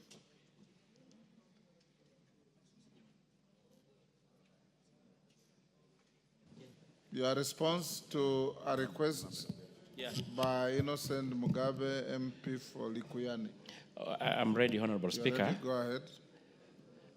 Honorable Speaker, with your permission, maybe before I respond to this, I've got another 3 statements that were responded to by the CS when he appeared before the committee. Yes. One by Honorable Daniel Manduku, who was also in the meeting with the CS. Another one by Honorable Ali Wario, who was equally there. And another one by Honorable Victor Koech. And I will kindly ask to have it tabled. Are they in the, you're just tabling? Yeah, just Those tabling. ones you can just table. Okay, thank you, Honorable Speaker. Then proceed to... On response to the statement being sought by Honorable Member of Parliament for Likuyani constituency, Honorable Innocent Mugabe, on the clashes between the police and the residents of the Likuyani constituency, and in particular, the Member of Parliament sought the following information: a report on the status of investigation into the death of Sydney Fugigi Culture and the reasons for the delay in arresting Mr. Simon Ashibira immediately to prevent the public agitation and unrest in the community. 2, a report of the investigation into the death of Miss Dorcas Naliaka Wanjala and Miss Sarah Toshia, and including the step taken to apprehend the police officers who used the live ammunition against unarmed civilians. Thirdly, the measures put in place to prevent the use of live ammunition during demonstration and the adoption of the alternative non-lethal methods of crowd control. And 4, the step being taken by the ministry to compensate the families of the deceased person. And I want to respond as follows. On that March, during a local funeral event, a disagreement arose between Simeon Ashibira, the community policing chairman of Zoya Division, and the late Sydney Fugigi, a grave digger. The conflict was triggered when the family of the deceased expressed concern about the Sydney's presence, alleging that he might steal from their guest based on past experience, and consequently they requested the Ashibira to be removed from the homestead. The Sydney left the event visibly unsettled and disgruntled. On the 4th March, the Sydney visited Ashibira's home to confront him over the perceived embarrassment at the funeral, and a heated exchange ensued, during which Sydney allegedly made threatening remarks, prompting Ashibira to forcefully remove him from his compound. And reports indicate that this act of removal resulted in an alleged assault on the Sydney. Later, Sydney was found unconscious approximately 3 kilometers from the Ashibira's home, suffering from a head injury and bleeding. Police officers, with the help of the members of the public, rushed him to Mabushi Health Center for initial retreatment before referring him to the Kitale County Referral, and unfortunately succumbed to his injuries on the 9th. Following the incident, Simon Ashibira, age 75, and his son, Victor Ashibira, age 42, who is known to be mentally unstable, were taken into police custody and arraigned in court. On the 10th, Butali Law Court approved their remand at Likoni Police Station for 21 days, pending the completion of his investigation.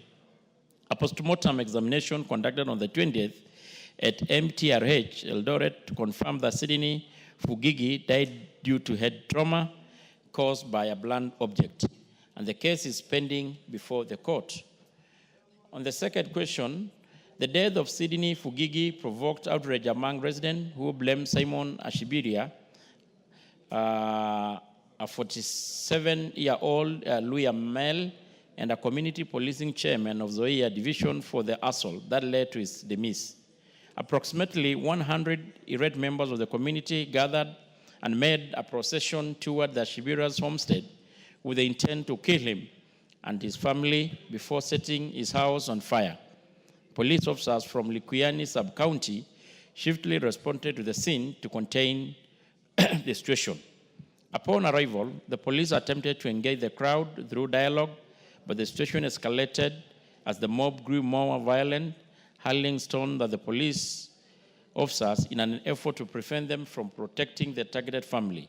In an attempt to disperse the hostile crowd, the officers fired blank rounds, but they were quickly overwhelmed. Reinforcement from Moi Bridge Police Station was called in, successfully facilitating the evacuation of Ashibira and his family.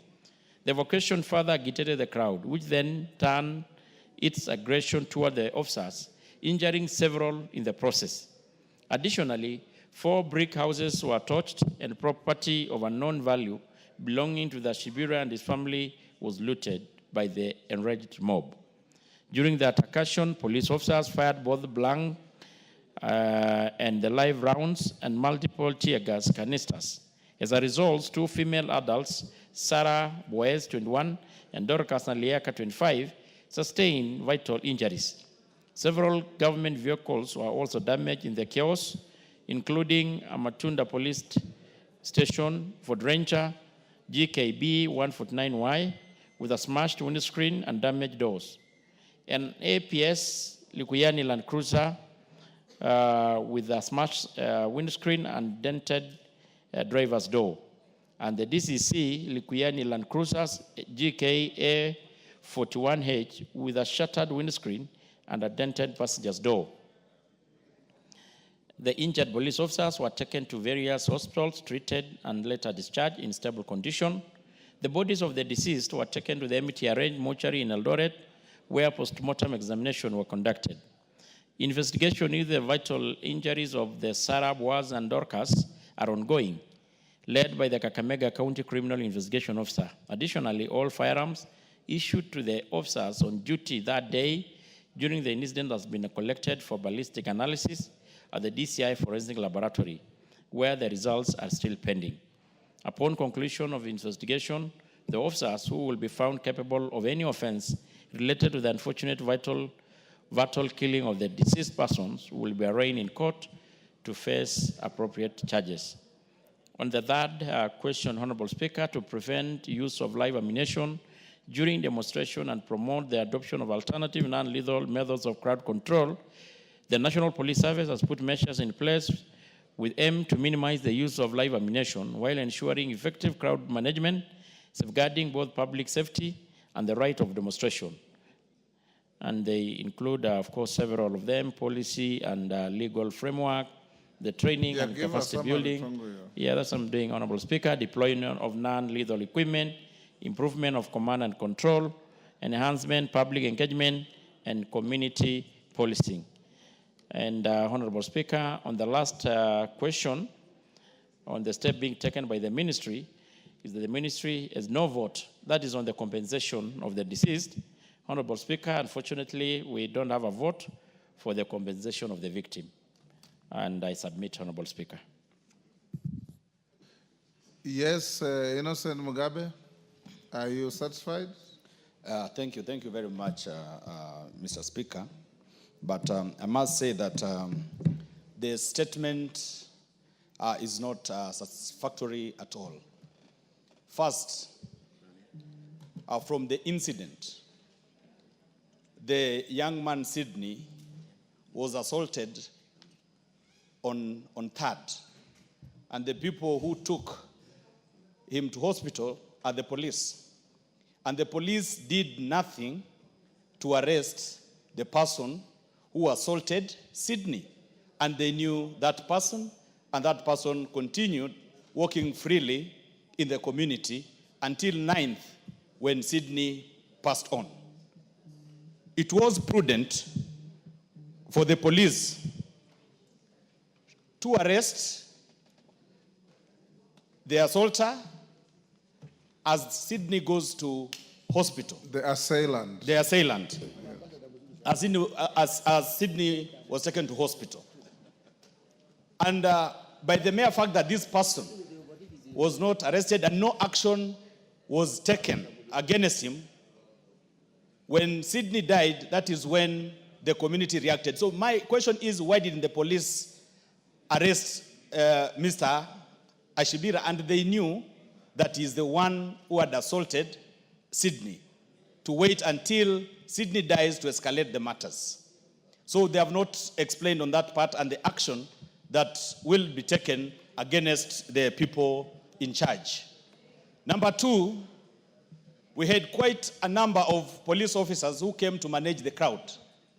He has explained that the crowd was for around only 100 people. Then why use live ammunition on two young girls who are not even part of the crowd that was demonstrating? And even the community know the policeman who shot the two ladies. So when you tell us about ballistic analysis and all that, to us we don't take it kindly, because the person who shot the ladies is known. Why are you not taking action against that police officer? Number two, even if you're doing ballistic analysis, how long does the analysis take? And as we speak, these are lives lost, families are bereaved, and we are talking about some analysis that is taking ages. No action has been taken against the police officers, the police officer who shot on the two ladies. Thank you.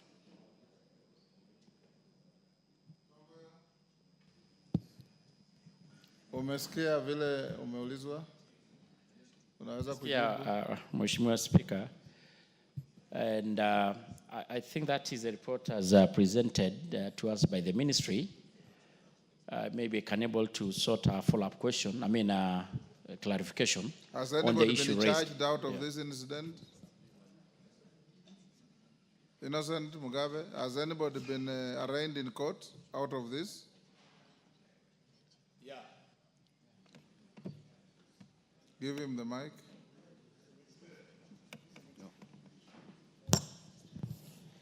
Yes, Mr. Simon Ashibira and his son were arrested. And they have been taken to court? They were taken to court. And there's a case pending? Yes. So I will be reluctant to encourage any further discussions in case you prejudice the prosecution of the criminal case. What do you think? But you have made the point by highlighting the issue. Yeah, but if it's a matter that is now pending before a criminal court,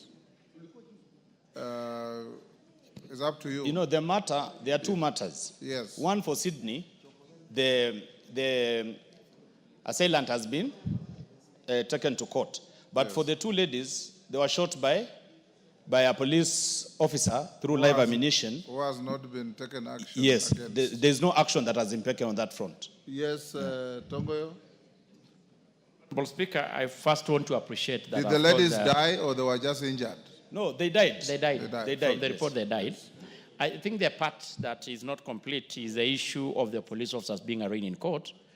And I think it's probably waiting the ballistic to confirm the rifle that discharged the bullet that killed the deceased. So, Honorable Speaker, maybe we give it a bit of time, and maybe once we resume again, we can sort maybe a follow-up response to the same.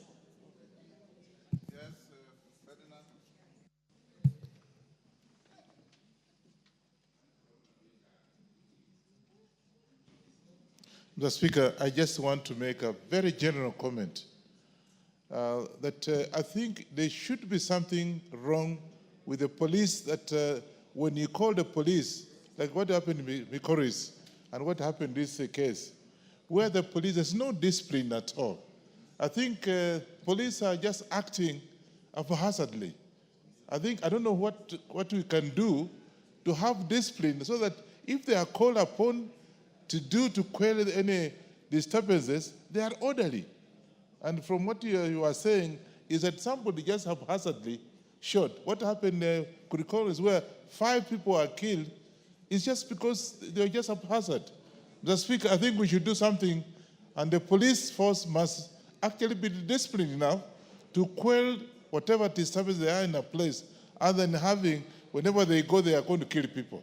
I don't know how we can go about it, but I think I'm personally getting very disturbed that this, if we don't have to say something about it, is getting out of hand. So, Speaker. Bowen, on the same issue? Yes. Bowen? Mr. Speaker, mine also is just a general comment, Mr. Speaker. We have seen, I don't know, Mr. Speaker, we need to have the chair of security to seriously sit down with our heads of police, the IG and the security team, Mr. Speaker, because there is a serious disconnect between the people, the citizens, and police, Mr. Speaker. Mr. Speaker, some few months ago, you saw a crowd of people actually chopping a hand of a policeman somewhere in Narok because of an accident or an incident which happened somewhere. You saw yesterday, there were 5 people who were killed by police. The case of in Lukuyani and many other parts in the country, Mr. Speaker. I think there is need for a police to come up with a policy on how they can have the policemen work with the wananchi very well. And then number 2, Mr. Speaker, we need also to sensitize our people to respect the law enforcement officers, Mr. Speaker, because I look at it that at a point where a policeman is threatened and his life is in danger, that's a time they use their firearm. And by so doing, Mr. Speaker, sometimes even killing innocent people.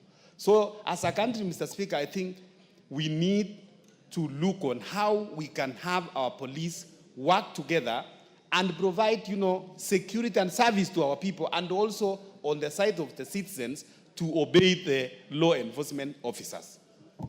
Yes, Oundo, on the same issue. Honorable Speaker, what happened in Honorable Mugabe's place, Likuyani, is a cultural practice amongst the Luya called, in where I come from, is called Osola, which in say translated means to revenge against a confirmed assailant who causes death. Honorable Speaker, I had a similar crisis in my constituency about 3 weeks ago. Luckily enough, we didn't lose any lives, but we lost a lot of property. And there was no even injury to the police. Only 8 policemen were dispatched out of a crowd of about 200 people.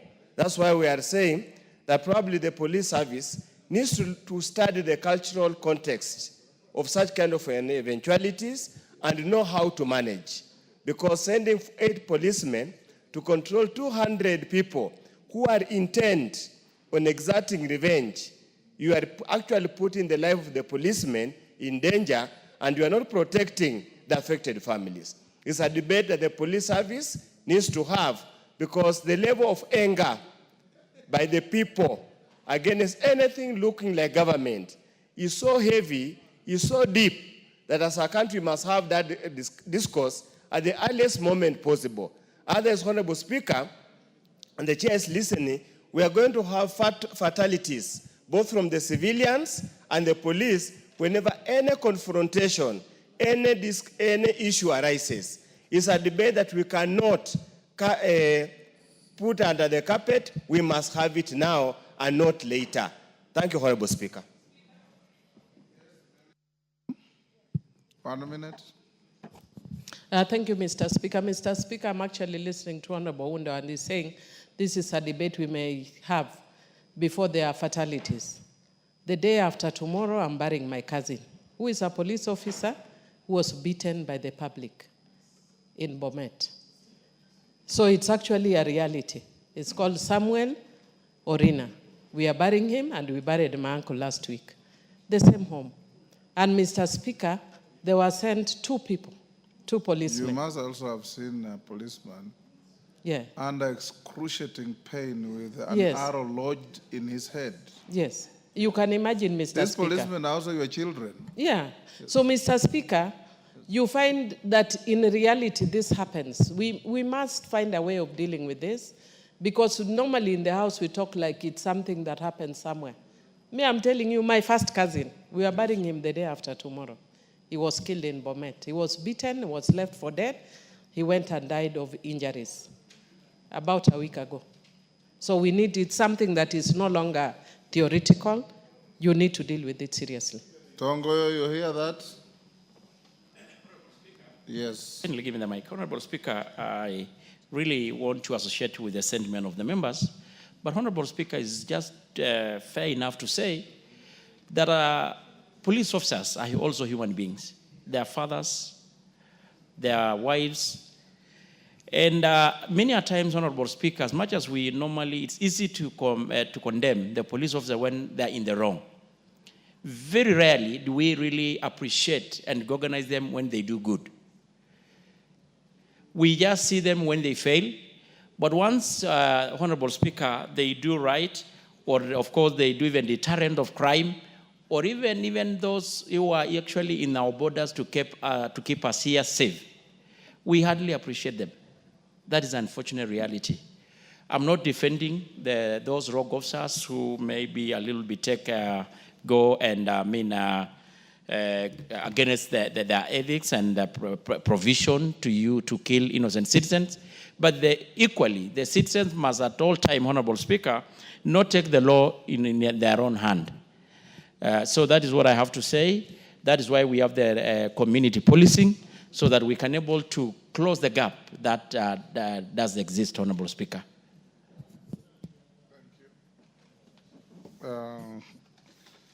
Sigay. Honorable Sigay. Yeah, thank you, Mr. Speaker. I rise to request you, Mr. Speaker, about a statement I issued. I asked for You issued or you requested? I requested for a statement from the chairperson of Departmental Committee on Trade, Industry and Cooperatives regarding the Kenya Cooperative Creameries in Sotik. Mr. Speaker, this issue has been pending for a very long time, and I'm requesting, Mr. Speaker, if possible, you can be able to bring forward this. When did you ask a request February. for a statement? February. In February, 2 Yes. months ago. Majority Leader is not here. Millie, inform the Chair Agriculture, if possible, to bring the response tomorrow afternoon. It's been pending for 2 months. Next order. Before we go to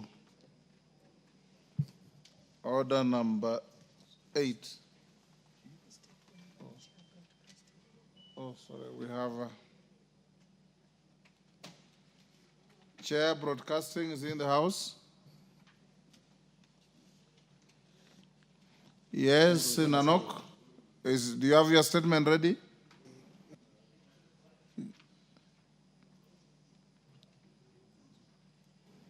Give him the mic.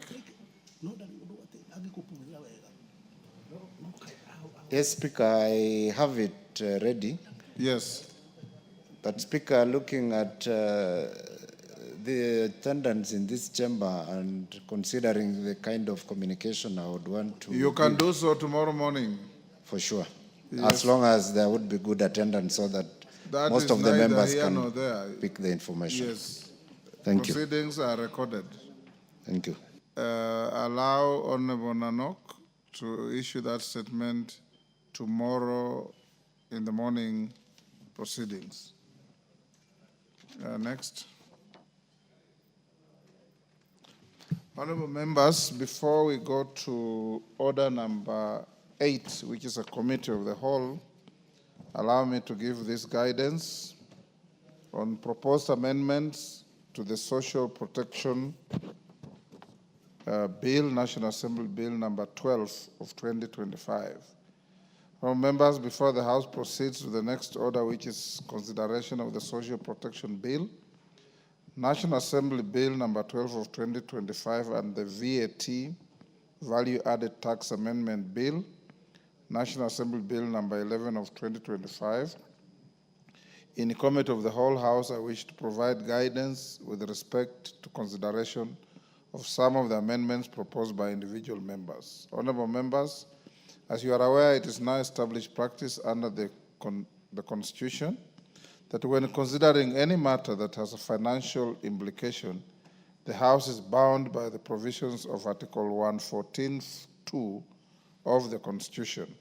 For clarity, Article 114(2) of the Constitution provides that, and I quote, if, in the opinion of the Speaker, a motion makes provisions for a matter listed in the definition of a money bill, the Assembly may proceed only in accordance with the recommendation of the relevant committee after taking into account the views of the Cabinet Secretary for Finance. In this regard, honorable members, as you will notice that in today's order paper, the member for Funyula, Honorable Dr. Ojambo Oundo, MP, has proposed amendments to the Social Protection Bill 2025. He is proposing to amend clauses 2 and 31 and introduce new clauses 30A and 30B in the bill, all relating to establishment functions and membership of social protection committees in each sub-county. I have analyzed these amendments and noted that they contain proposals touching on matters listed in the definition of a money bill pursuant to the provisions of Article 114(2) of the Constitution. This means, honorable members, that such proposal may only be proceeded if there is concurrence of the National Treasury through the Departmental Committee on Social Protection. In the absence of evidence that the amendments were processed in the manner contemplated in Article 114 of the Constitution, the Speaker is left with no choice but to direct that the Committee of the whole House shall not consider any of the amendments or parts of the amendments that have been published in the order paper without a disclaimer. Honorable members, Committee of the whole House on the Social Protection Bill 2025 will therefore proceed without referring to the proposed amendments by the Honorable Oundo, and will be considered as though the amendments have been withdrawn. The House is accordingly guided. Next order. Oundo, unasikia hiyo? Yes. No comment. I've just given direction. I'm not inviting you to comment to that. Next order. Order number 8, Committee of the whole House. Honorable members. Standing.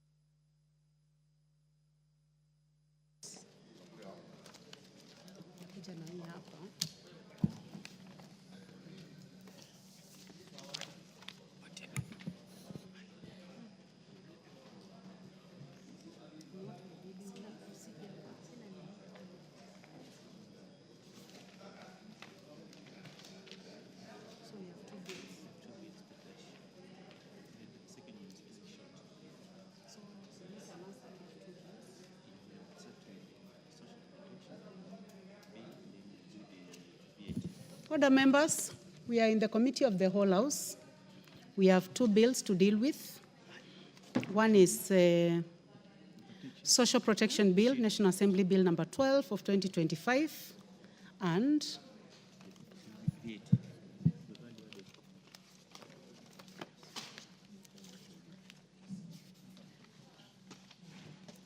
the Value Added Tax Amendment Bill, National Assembly Bill number 11 of 2025. So we start with the Social Protection Bill.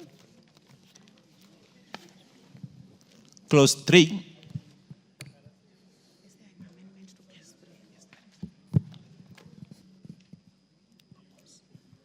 I propose the question that Clause 3 be part of the bill.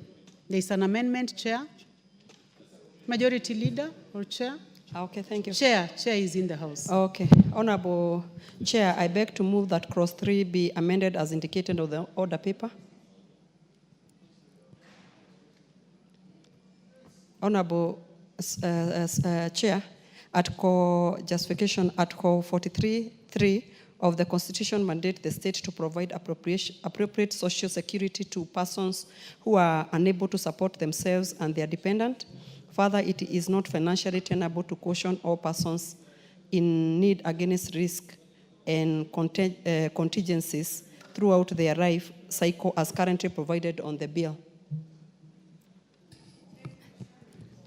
Thank you, Chair. Honorable members, I now propose the question that clause 3 is amended. That clause 3 be amended as proposed by the Chair.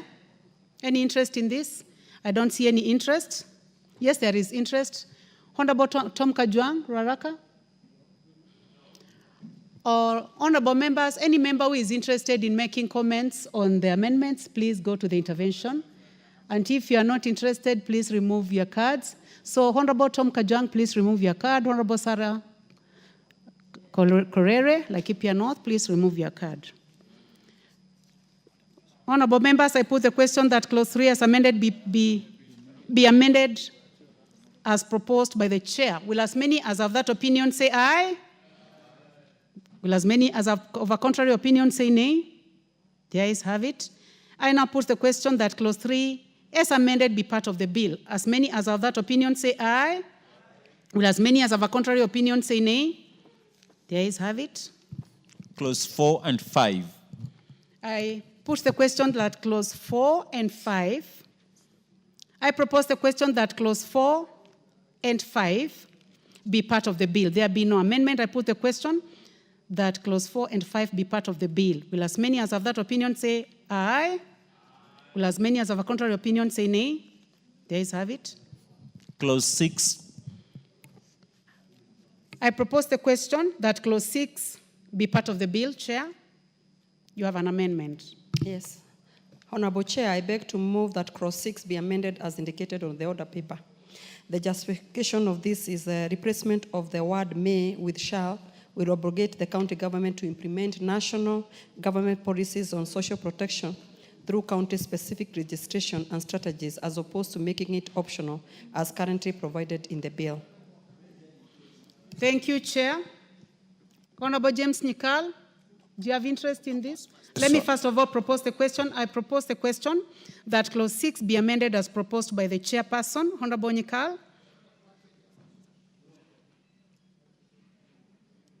Thank you, Chair. I rise to support this amendment.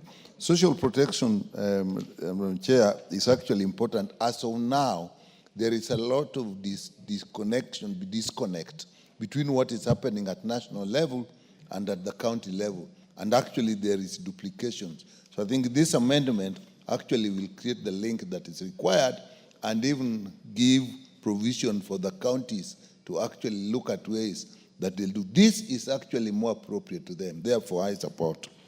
Thank you, Honorable Nikal. Honorable members, I now put the question that clause 6 be amended as proposed by the chairperson. Will as many as have that opinion say aye? Will as many as have a contrary opinion say nay? The ayes have it. I now put the question that clause 6 be amended as amended be part of the bill. Will as many as have that opinion say aye? Will as many as have a contrary opinion say nay? Honorable members, will as many as have a contrary opinion say nay? The ayes have it. Clauses 7 and 8. I propose the question that clause 7 and 8 be part of the bill. No amendment, so I put the question that clause 7 and 8 be part of the bill. As many as have that opinion say aye. Will as many as have a contrary opinion say nay? The ayes have it. Clause 9. I propose the question that clause 9 be part of the bill. Honorable Nganga, you have an amendment, Chairperson. Thank you. Honorable Chair, I beg to move that clause 9 be amended as indicated in the order paper. These amendments seek to ensure that the statutory mandate of existing ministries, department, directorate, state corporation, trust, or other agencies of the government are not interfered with or affected by operation of the National Board for Social Protection. Thank you, Chair. I now propose the question that clause 9 be amended as proposed by the chairperson. Any interest in this? Professor Waudo, member for Funyula. Chair, the amendment under B does not clearly come out clearly, Honorable Chair, because I really don't foresee, probably the chair could explain a little bit, what problem are they trying to cure? Because by saying that despite Section 1, nothing in this Act confers upon the board the power to perform functions that are under the mandate of other government ministries, departments, trusts, or agencies. I cannot fathom how a board can undertake a function that's not within their remit. Yet, I don't understand which other ministry or department that has got the powers or the authority to undertake social protection services. Because the way the Act is framed... I think you have made your point. Chair. Honorable Chair, would you kindly explain the Thank you very rationale much. for 9B? Thank you very much. We needed to clarify, Honorable Chair, because we see most of the time there are boards that are, when they're executing their mandate and they refer that mandate is being undertaken by another board on another department. I was sitting with the Committee of Social Protection with Honorable Nyikal, and we realized even with the department that we oversight, there are those ones who are oversighting other departments that they are not supposed to be. So this one is creating that problem to specifically deal with their mandates. Thank you. I give a chance now to the Honorable Member for Seme. Chair, this is, I rise to support this because it's the definition of social protection. To a large extent, when we talk of social protection, people actually see cash transfers. People don't realize that even SHA, health insurance, is social protection. Agricultural subsidy is a social protection. School feeding is also social protection. So without putting that, but I think there is also further on means for cooperation without bringing that. So that conflict always occurs if one is not careful. Thank you. I support. Thank you, Honorable Nyikal. I now put the question that clause 9 be amended as proposed by the chair. Will as many as of that opinion say aye? Will as many as of a contrary opinion say nay? There is have it. I will now put the question that clause 9 as amended be part of the bill. Will as many as of that opinion say aye? Will as many as of a contrary opinion say nay? There is have it. Clause 10. I propose the question that clause 10 be part of the bill. Mover, chairperson. Honorable Chair, I beg to move that clause 10 be amended as indicated on the order paper. This inclusion of the principal secretary dealing with children matters in the board is critical in ensuring that this vulnerable yet significant and populous proportion of the nation is accorded due regards and consideration, considering that matters affecting children welfare are broad, delicate, and precise. Thank you, Chair. I propose the question that clause 10 be amended as proposed by the chairperson. There be no interest. I now put the question that clause 10 be amended as proposed by the chair. Will as many as of that opinion say aye? Will as many as of a contrary opinion say nay? There is have it. I now put the question that clause 10 as amended be part of the bill. Will as many as of that opinion say aye? Will as many as of a contrary opinion say nay? There is have it. Clauses 11, 12, 13, 14, 15, 16, 17, 18, 19, 20, 21, 22, 23, 24, 25, 26, and 27. Thank you. I propose the question that clauses 11 to 27 be part of the bill. There being no amendments, I now put the question that clauses 11 to 27 be part of the bill. Will as many as of that opinion say aye? Will as many as of a contrary opinion say nay? There is have it. Clause 28. I propose the question that clause 28 be part of the bill. Chair, you have an amendment. Honorable Chair, I beg to move that clause 28 be amended as indicated on the order paper. The justification is most caregivers who give care to children, persons with disability, and other vulnerable persons have no source of income since they are engaged with the vulnerable care receivers. typically on a daily basis, and as such are deserving of social protection intervention. Thank you, Chair. I propose the question that clause 18 be amended as proposed by the Chair. I see the honorable members, I would like to take that again. I propose the question that clause 28 be amended as proposed by the chairperson. The Honorable Professor Oundo. Chair, it might be well-intentioned, but it has got all the hallmark of fraud being committed. You will have a hallmark of people who will become professional caregivers just to live and hang on the vulnerable persons, unpaid, deficient, and supported caregivers.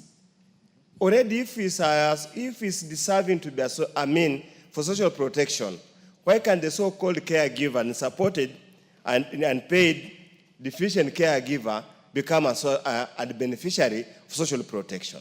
I foresee here a situation, Honorable Chair, of those guys who will just hang around these people and pretend and purport to be caregivers without any formal training or without even being in need for social protection. I want to ask the Chair to relook at it. This, we are setting a dangerous precedence. Thank you, Chair. Well, let's give other people a chance. The Honorable David Bowen, member for Marakwet East.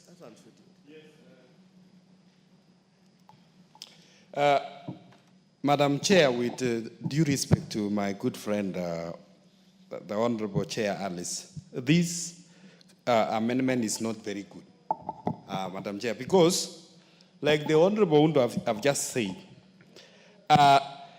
this is subject to abuse.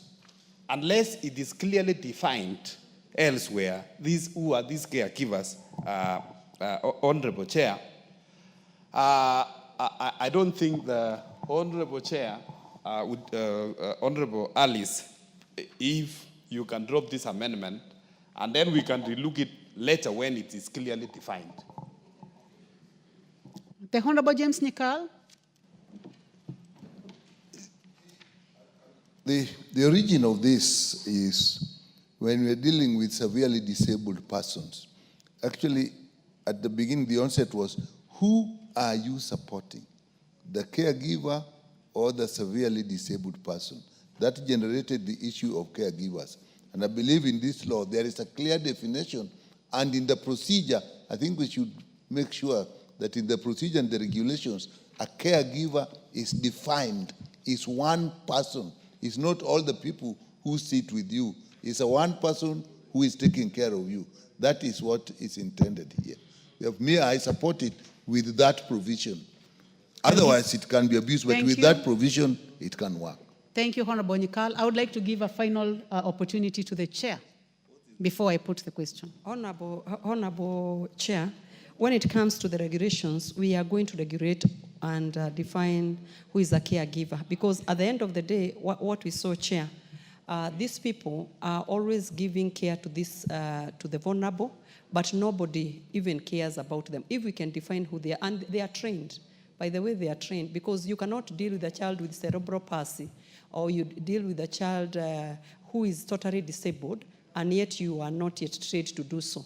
So these people, nobody talks about them, and that's why we are talking about them in this bill. Honorable members, I'll now go ahead and put the question that clause 28 be amended as proposed by the chairperson. Will as many as of that opinion say aye? Will as many as of a contrary opinion say nay? The ayes have it. I now put the question that clause 28 as amended be part of the bill. Will as many as of that opinion say aye? Will as many as of a contrary opinion say nay? The ayes have it. Clause 29. I propose the question that clause 29 be part of the bill. We have an amendment. Chairperson, Honorable Nganga. Honorable Chair, I beg clause 29 be amended as indicated on the order paper. The Honorable Chair, this amendment is meant to ensure that the need of persons with disabilities such as autism, cerebral palsy, or any other form of disability, as well as others vulnerable persons, access free, subsidize essential drugs, personal care, goods such as diapers and various assistive devices, as it means to mitigate their varied circumstances. Thank you, Chair. I propose the question that clause 29 be amended as proposed by the chairperson. I do not see any interest in this, so I'll go ahead and put the question that clause 29 be amended as proposed by the chair. Will as many as of that opinion say aye? Will as many as of a contrary opinion say nay? The ayes have it. I now put the question that clause 29 as amended be part of the bill. Will as many as of that opinion say aye? Will as many as of a contrary opinion say nay? The ayes have it. Clause 30. I propose the question that clause 30 be part of the bill. There be no amendment. I now put the question that clause 30 be part of the bill. Will as many as of that opinion say aye? Will as many as of a contrary opinion say nay? The ayes have it. Clause 31. I propose the question that clause 31 be part of the bill. We have an amendment, Chairperson. Honorable Chair, I beg to move that clause 31 be amended as indicated on the order paper. This clause, Honorable Chair, this amendment is meant to compel the board to respond to a social protection application within a set timeline of 60 days. Currently, there is no timeline set in this bill. Thank you, Honorable Chair. Thank you, Chair. I propose the question that clause 31 be amended as proposed by the Chair. I do not see any interest. I now put the question that clause 31 be amended as proposed by the Chair. Will as many as of that opinion say aye? Will as many as of a contrary opinion say nay? The ayes have it. I now put the question that clause 31 as amended be part of the bill. Will as many as of that opinion say aye? Will as many as of a contrary opinion say nay? The ayes have it. Clause 32. I propose the question that clause 32 be part of the bill. I now put the question that clause 32 be part of the bill. Will as many as of that opinion say aye? Will as many as of a contrary opinion say nay? The ayes have it.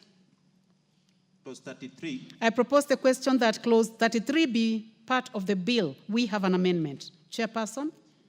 Thank you, Honorable Chair. Honorable Chair, I beg to move that clause 33 be amended as indicated on the order paper. Honorable Chair, this amendment is meant to accord social protection applicants who may wish to appeal the board's decision rejecting their application opportunity to approach the Cabinet Secretary as an optional appeal avenue or appeal directly to the High Court. This is because many vulnerable persons may not be sufficiently resourceful to make a direct appeal to the High Court due to the existing vulnerability. An application whose appeal to the Cabinet Secretary is responsible for social protection will be at liberty to further appeal to the High Court if the applicant so wishes. Thank you, Honorable Chair. Thank you, Chair. I propose the question that clause 33 be amended as proposed by the chairperson. I now put the question that clause 33 be amended as proposed by the chairperson. Will as many as of that opinion say aye? Will as many as of a contrary opinion say nay? The ayes have it. I now put the question that clause 33 as amended be part of the bill. Will as many as of that opinion say aye? Will as many as of a contrary opinion say nay? The ayes have it. Clauses 34, 35, 36, 37, 38, 39, 40, 41, 42, 43, 44, 45, 46, 47, 48, 49, 50, 51, 52, 53, 54, 55, and 56. I propose the question that clauses 34 to 56 be part of the bill. There be no amendments. I now put the question that clauses 34 to 56 be part of the bill. Will as many as of that opinion say aye? Will as many as of a contrary opinion say nay? The ayes have it. The schedule.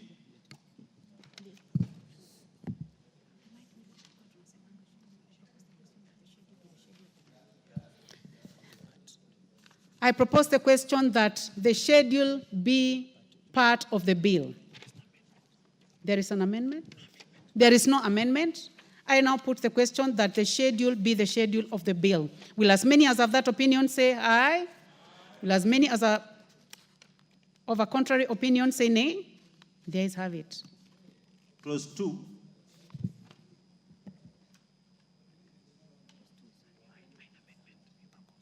I propose the question that clause 2 be part of the bill. There is no amendment, so I now put the question that clause 2 be part of the bill. Will as many as have that opinion say aye? Will as many as have a contrary opinion say nay? The ayes have it. Title. I propose the question that the title be the title of the bill. There be no amendment, I now put the question that the title be the title of the bill. Will as many as have that opinion say aye?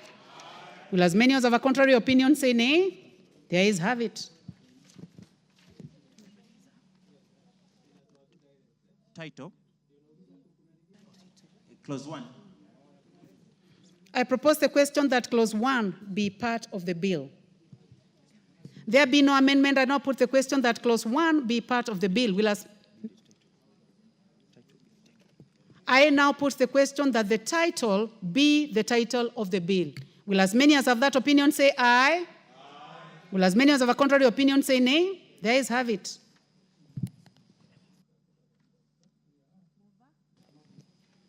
Honorable Chairperson.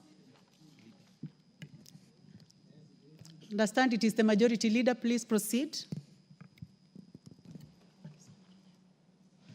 Honorable Chairperson, I beg to move that the committee do report to the House its consideration of the Social Protection Bill, National Assembly Bill number 12 of 2025, and its approval thereof with amendments. Thank you, Majority Leader. I now put the question that the committee do report to the House its consideration of the Social Protection Bill, National Assembly Bill number 12 of 2025, and its approval thereof with amendments.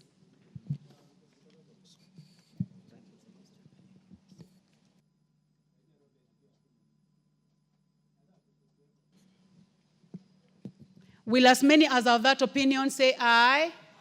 Will as many as have a contrary opinion say nay? The ayes have it.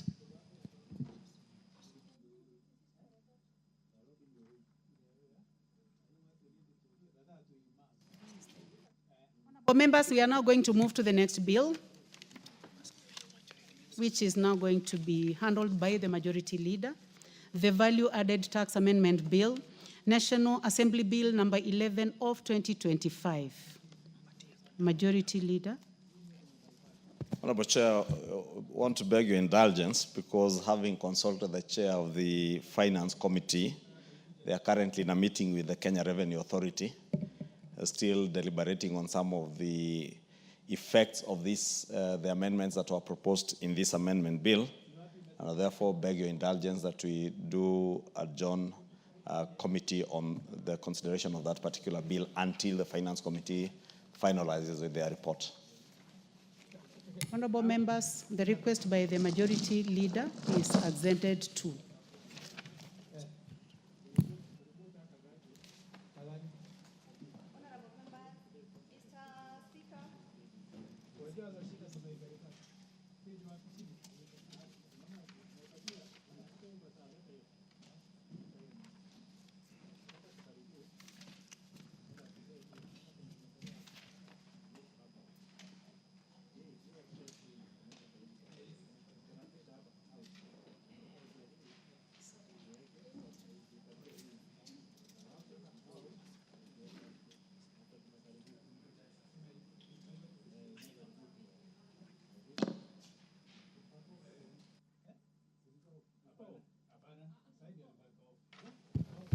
Yeah, the chairperson to report to the House.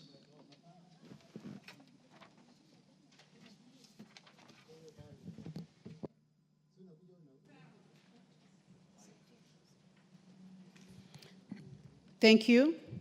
Honourable Speaker, I beg to report that the Committee of the Whole House has considered the Social Protection Bill, National Assembly Bill number 12 of 2025, and approved the same with amendments. Thank you, Mr. Speaker. The mover to move agreement with the report.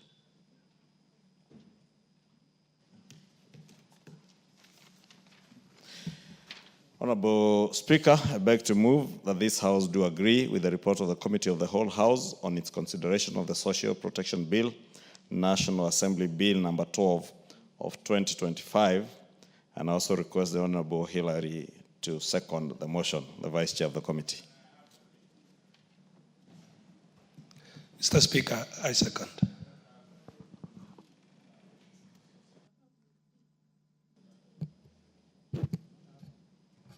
Honourable members, I propose the question.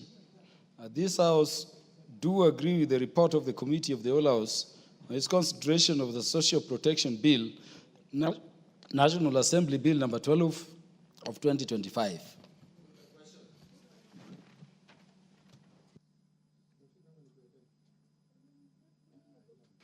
Oh, there is no interest. For the convenience of the House, the question will be put to a future date when it will be next scheduled by the House Business Committee for consideration. Next order. Order number 9, motion, discharge of the Public Transport Motorcycle Regulation Bill, Senate Bill number 38 of 2023. Is that Honorable T.J. Kajwang moving on behalf of the committee? Ranking member.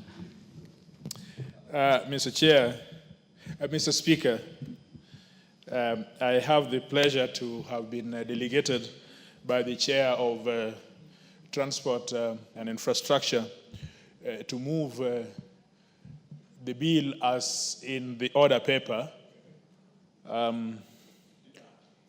for the discharge of the Senate Amendment Bill, which is before us. Mr. Speaker, we want to create a precedence on how this House can relate to the other House. A bill which emanates from the other House. The Honorable T.J. Kajwang, the House has not had you move before you start debating. So would you begin by moving? Mr. Speaker, sir, I move the motion as is in the order paper in motion number 8. I suppose it's 8, is it? Thank you. Yeah, the Honorable T.J. Kajwang, do you have the standing order with you? And I know you are the order paper. Kindly pass the order paper to Honorable T.J. Kajwang is an old member. Yes. And obviously Honorable Kangogo cannot pretend to know more of the standing orders than I. But I think it is because I did not have the order paper in my hands. And so, Mr. Speaker, that notwithstanding the provisions of Standing Order 127.5,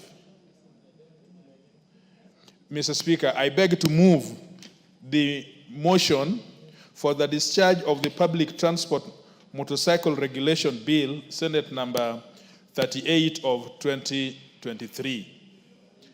That notwithstanding the provisions of Order 127.5 and taking into consideration the request from the Senate for withdrawal of the Public Transport Motorcycle Regulation Bill, Senate Bill number 38 of 2023, this House resolves to discharge the Public Transport Motorcycle Regulation Bill, Senate Bill number 38 of 2023 from the second reading. I so move. Mr. Speaker, the gist of this motion is simply to create a legal infrastructure on how we conduct business in the other House and in this House. A bill emanating from that House, having been processed and considered and passed by the Senate, is referred to this House for reciprocal consideration. When it lands in this House, it ceases to be the property of the Senate. It is the property of this House.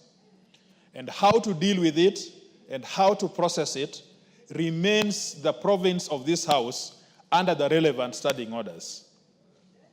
But something happened in the process by which this bill was processed that is new in this jurisprudence, that a member having Honorable Boni Halwale, who is a majority leader in that house, proposed a bill as an individual member's bill.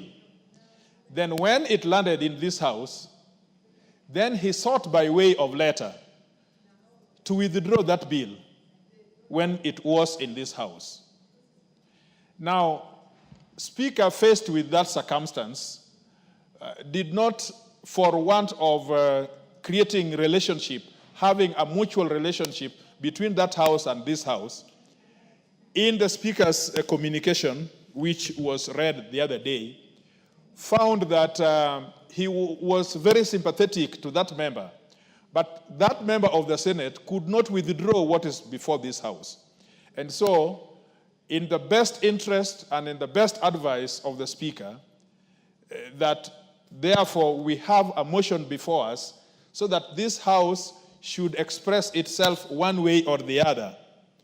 Because we do not have the standing orders that is allowing a senator who has already processed his bill to come and withdraw something before us.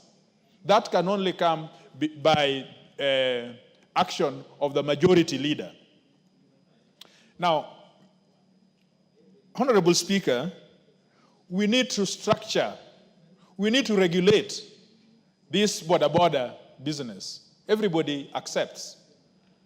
Because it is a big problem, it is a time bomb in our hands. You go to several jurisdictions, I was in Doha last week, you don't see a single border on the streets. Nothing, not even one, except for the service providers like the e-hailing and things that help the society do their things. But you go to India, there are all those borders on the streets. In fact, somebody has a whistle, the traffic officer has a whistle and puts a line to be able to stop the two-wheelers. Now that is happening here in Kenya. And it is going in almost in all jurisdictions in East Africa. You go to Uganda, in the neighborhood in Kampala, there are all those borders. The next you go to 9th floor in Kenyatta Hospital. It is a hospital for bones broken by motorcycles. You drive along these roads, it is more dangerous on your left-hand side than on the right-hand side, because a motorcycle will appear somehow on the left-hand side before you know it. And so everybody understands that we need to regulate this sector. But on the other side of the flip coin, it is the source of revenue of our young people. It is also an employment facility for our young people to be employed, gainfully employed. They get revenue, they get their hard-earned living as a result of this. So that is not disputed. But it is high time that there is a law that contains the whole of this.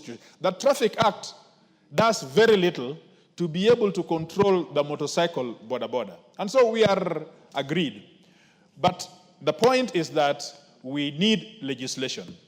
And so we support the fact that there is a legislation before us, but even if there is a legislation before us, can it be processed in a proper manner? And so I have come this afternoon to support the discharge of this bill so that we in Transport Committee can take it up and look at what is good in it so that we can turn it into law and we can get the regulations. And more importantly, we must also have the input of the the executive to give us the policy behind it so that we create a law that conforms both to the policy and to the things that help the society. I'm told that Honorable Boni Kalwale, Senator Boni Kalwale, found himself with a hot potato in his hands.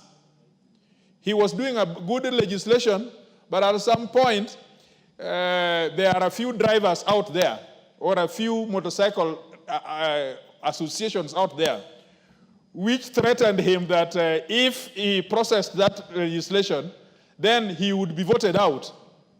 Or I'm told that the senator, he aspires to be the governor of some county.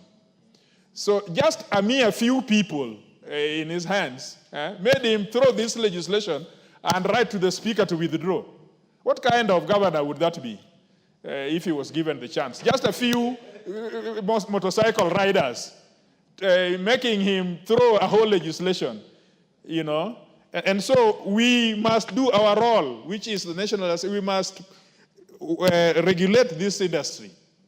And so we want to take it up. And in a short while, I can assure the leader of majority that in a short while, the cabinet will issue a cabinet paper authorizing us to be able to bring this legislation before the assembly and process it. We will not be intimidated as the member for the senator for Kakamega. We will not be intimidated. And between me and the leader of majority, we do not want to be governors of any county. And so we will do this duty without all those considerations. So, Mr. Speaker, I wish to support and move that members accept with a lot of humility to discharge this bill. If for no anything, just to let Aluale know that there is no procedure in the standing order for withdrawing a bill once it is here. He wants to usurp powers which he does not have, to usurp powers in the assembly when he is in the Senate. Mr. Speaker, with those remarks, I support and I move, I propose, and I think the leader of majority will be kind enough to second. I thank you, Mr. Speaker. Leader of majority, hoping you don't fear border riders. Thank you, Honorable Speaker. You know, fear and me are never in the same sentence, Honorable Speaker. But allow me, Honorable Speaker, to second this motion by the Committee for Transport and Infrastructure to discharge the Public Transport Motorcycle Regulation Bill, which, Honorable Speaker, as many members may have noted, even the name itself, I don't know, I know Dr. Kalwala is a medical doctor, but English, I think, is he should have borrowed some better English from this assembly. But as a mover has said, this being a bill, a private member's bill that came from the Senate, and Senator Halwale, who was the proposer of this bill, has written seeking to withdraw. But as Honorable Kajwang has said, and as was noted by the Speaker in his communication, there is no process of a senator withdrawing anything from this House. Whether he is a sponsor of a bill or motion that has been processed and finalized within the Senate and it comes to this House, it is only the motions of this House and our procedures that can then discharge or withdraw such a bill. And therefore, let it be a lesson not just to Senator Halwale, but to the other senators, that if you want to propose legislation, be man enough to be able to bear the consequences of the choices that you make, because we've previously been told that choices have consequences. Honorable Speaker, I want to agree with the mover, Honorable Kajwang, that if you intend to be a governor of a county, you will be required to make hard decisions and the right decisions on behalf of the people. That is what leadership calls for. As a leader, time and again you'll be called upon to make decisions, some that may not be popular with the masses, but are the right decisions.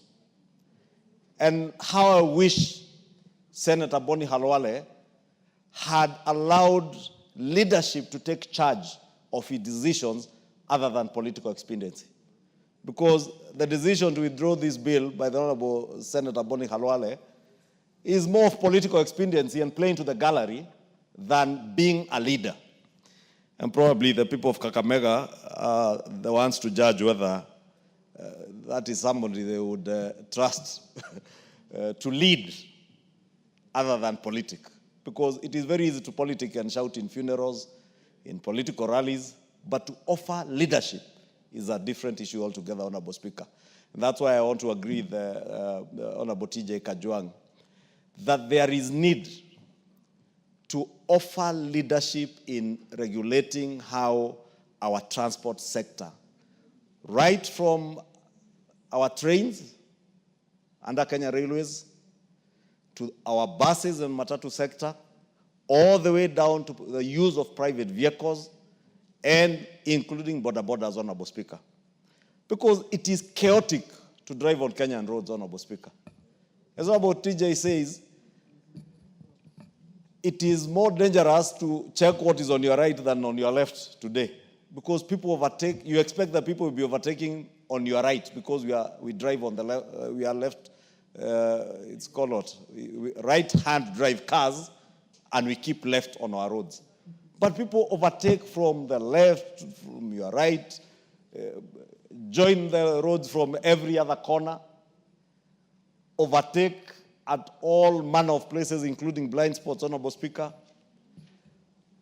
Passengers on motorcycles, and you'll be shocked, Honorable Speaker, somebody the other day narrated to us in the House Business Committee how he witnessed 3 policemen, and shockingly, traffic policemen, spying on passengers on a border. Those are the people who are supposed to be enforcing the law to make sure that every border has one pylon passenger, Honorable Speaker. But you find policemen are the ones flouting the same laws, Honorable Speaker, that they are supposed to be enforcing. Therefore, that tells you the need to have proper legislation and to ensure that the same laws that are there are enforced, Honorable Speaker. Because, Honorable Speaker, if we allow the chaos that are in the public sector today to continue, and you've seen, Honorable Speaker, I saw sometime last year or early this year, the hue and cry that was there over a matatu that was said to be owned by a son of a prominent politician in this country. One matatu. And it becomes very fashionable to bash that one matatu, I think, that was plying either the Gong or Rongai route, not even knowing whether it was owned by the son to the president, because it was said it was owned to the son of the president, who is a student, by the way, who is in school. But because that was being sold as that, everybody on social media was there admonishing. Remember, last year, Honorable Speaker, I saw an incident where a lady collided, I think, with a border somewhere in Kitengela. And Kenyans will recall the chaotic scenes of her car being vandalized by other border riders, her being assaulted, including police officers who were in the vicinity being stoned as they tried to protect that driver, Honorable Speaker. That chaos, that scenario of chaos cannot be allowed to continue being so. But we have a duty as leaders to also protect the livelihoods of our young people who are making an income out of the border sector. And we must protect them. And that is why, Honorable Speaker, I want to agree with Honorable TJ Kajwang that the Committee on Transport and Infrastructure in this House must take it upon themselves, one, to make sure that there is proper order in the public transport sector, not just borders, the matatu sector. Many of us miss the Michuki days, and I hope CS Davis Chirchir is listening. It took the late CS Michuki less than 2 weeks to create order in what was otherwise a very disorderly sector. But after Michuki left us, we are slowly creeping back to the old days. I remember in my village, we had small matatus we used to call ngovis, small Mitsubishi Colts that would carry close to 30 people. But with Meshuki rules, that call was only licensed to carry 12 people. Now we have Nissan Matatus. They were called Ngovi or Tongovi. I may not know what it means in other communities, Honorable Speaker, from your reaction and that of Honorable TJ Kajong, it probably has another connotation where you come from. Yeah. But it's because they were very rickety cars and small, and we used to be packed there like sacks of potatoes. But when the former Minister Meshuki came in and created order to ensure that we had safety belts, but today, Honorable Speaker, just get into any matatu. How many matatus have safety belts today? How many of them adhere to the speed limits that were set? Yet every day, Kenyans are crying over accidents and losing their families and relatives and friends through road accidents. Sadly, Honorable Speaker, I'm told only this week or last week, there was a headline in one of the dailies where now border accidents have overtaken all other forms of accidents in terms of fatalities. Borders are killing more Kenyans and maiming many more than matatus, more than buses, more than trains, more than aeroplanes. Honorable Speaker, we have a responsibility to do that which is right but may not be popular, to protect the lives and livelihoods of our young people. Because the people who are dying out of these border accidents are not old people, Honorable Speaker. It is young people who are the riders. It is other young people who are passengers, Honorable Speaker. Not to say that older people are not dying from these accidents. Sadly, today I remember the late Honorable Hassan Kulo, the late Member of Parliament for Banisa. The people of Banisa constituency today do not have a representative and have stayed without a representative for close to a year now. Why? Out of a motor accident occasioned by a border. Why? Because we don't adhere to the rules that are there. You are carrying, I remember the case of the late Honorable Kulo. I think it was gas cylinders or some cylinders that were, or mitungis that were tied onto the border on both sides. And it's actually the luggage or whatever cylinders that were tied to the border that hit him and led to his death, Honorable Speaker. That may be a member of parliament, and we may think, Honorable Speaker, or probably Honorable Boni Khalwala may imagine that it cannot get to him because he's a member of parliament. He has a privilege of having a big car. But you never know, Honorable Speaker. We all walk on these roads. We drive on the same roads with the same border riders. If we do not create order, we will only have ourselves to blame. We must not wait for that time of regret. We must do that which is right. Have laws that will regulate the entire public transport sector, Honorable Speaker. Look at our trains, Honorable Speaker. At times, you only thank God during rush hour on some routes, I don't want to name many of those routes, where passengers are even riding on top of the train, not in the train, not hanging on the train, on top of the train. And you imagine in some places, the train goes through tunnels and bridges, and people have to keep ducking as it goes through the bridge. Where is order, Honorable Speaker, in this sector? Do we still have a cabinet secretary in charge of this sector? Yet we have a whole state department in charge of transport. How many Kenyans know who the PS for transport is? Honorable Speaker, I am certain if I asked even members here who the principal secretary in charge of transport is, they do not know. You can hear members asking. That is why we miss the late John Meshuki. How I wish Honorable Senator Khalwale would get the balls of the late Honorable John Meshuki.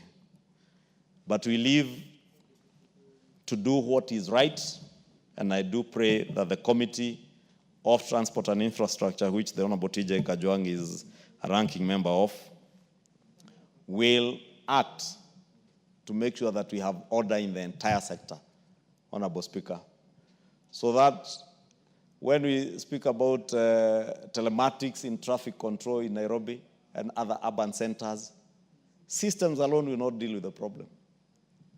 It has to be systems and our own habits as we drive, as we walk, as we ride on these roads, Honorable Speaker. But if we, whatever manner of traffic control systems that we put in the city and other areas, if we do not have the discipline to use them, Honorable Speaker, they will all be investments in futility and a waste of public resources unless we change our attitudes, our behavior, and ensure that all these public sector modes of transport, from border, matatus, private vehicles, to the train, are well and properly regulated. And I look forward to the day that this committee will bring us a law that will serve to create some order in this area, Honorable Speaker.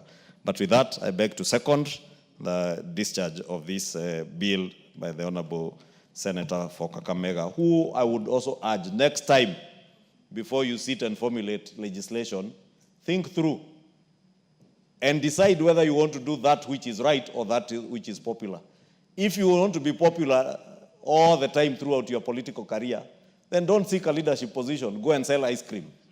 That one you will make people happy all the time. Otherwise, in this business that we are in, we're in the business where at times you will make people happy.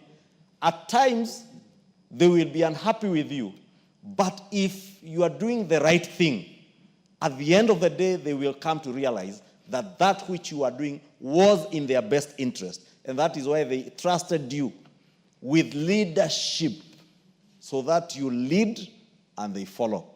And you lead so that you get the best out of them and for them. Thank you, Honorable Speaker. Thank you, Majority Leader.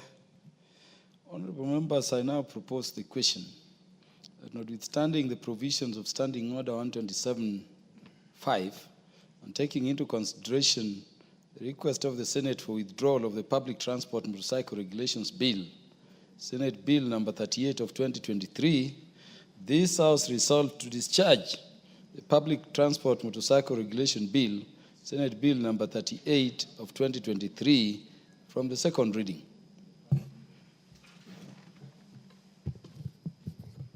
The Honorable Dr. Wilberforce Oundo, the MP for Funyula. Thank you, Honorable Speaker. Let me also stand here to support the motion that has been moved by our good colleague in respect to discharge of Public Transport Motorcycle Regulation Bill, Senate Bill number 3 of 2023. And Honorable Speaker, let me go on record that Busia Town and Busia County was actually the starting point of border. And it started with a bicycle, what we would carry people along with a bicycle. And the Honorable Speaker, by then, a bicycle was more valued than a car. If you never owned a bicycle, even if you owned a Mercedes-Benz, nobody took you serious. They thought you had not encompassed the culture and aspiration of the people. Honorable Speaker, the motorcycle has revolutionized transport in this country. The border sector has revolutionized transport in this country, has made transport more accessible, and has allowed people to reach various destinations he thought that they would not have reached because of poor roads. Honorable Speaker, and because of the traffic jam in this country, especially Nairobi, motorcycle comes in handy in terms of speed and ability to reach a destination that others would have taken you much longer to get there because of traffic jam. Honorable Speaker, borders is one of the biggest employer of both the youth, some old people, and people who probably had no other avenue of making a living. That's a fact. Honorable Speaker, border riders are our sons and daughters, are members of this society that whichever way we look at it, we must find a mechanism to protect their business, to protect their jobs, yet ensure there is safety. Honorable Speaker, I have had the privilege to teach at a university in Rwanda, Kigali, for almost 1 year.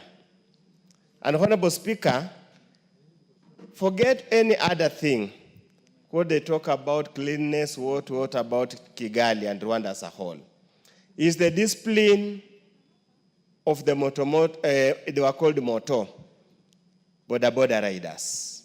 Indeed, Honorable Speaker, I want to reiterate again, it's a sector, if well regulated, if the players are well disciplined, then Honorable Speaker, it's a sector that can transform the economy of this country tremendously. I've also had the privilege of traveling outside the country, in Western Europe or in the US, and indeed I have never seen a motorcycle being a means of public transport, because their transport system is well elaborate, is well developed, and is well regulated. Honorable Speaker, the need to regulate the industry cannot be gainsaid. That is a fact. And I had thought that by the time our good friend, the bullfighter, is a bullfighter, and a bullfighter does not fear anything. By the time the bullfighter thought and drafted this law, he must have applied his mind, both politically and coming from a medical field, being an academia, he must have looked at what are the consequences. Sometimes, Honorable Speaker, it is a terrible waste of public resources to go all this way, to go through all that process, and then when it's at the tail end, nevertheless that is allowed under the standing order under the law, you come and withdraw the bill. I do not have the privilege of having read his letter seeking to withdraw, and what were the reasons given for withdrawal. Regardless the reason given for withdrawal, it is a terrible waste of public resources. And when I meet him, Honorable Speaker, I will tell him as much, that we felt there's a terrible waste of resources, being a person who stood in this house and said, for corruption to end, Kimunya must go. Failure to take this bill to the logical end is a form of corruption in a way, because it's misuse of public resources. Honorable Speaker, it is important as a community, as a country, we must open dialogue with the border riders. Honorable Speaker, in the interim, as we look at opening dialogue, as we look at ways of ensuring we put it in order, as the majority leader has said, we have a State Department of Transport. We have a traffic department under the police, National Police Service. Any failure, any problems, any chaos in the border sector, the two state departments, the two state organs are squarely to blame. NTSA is there, State Department is there, Traffic Police Department is there. The law is there. The rules are there.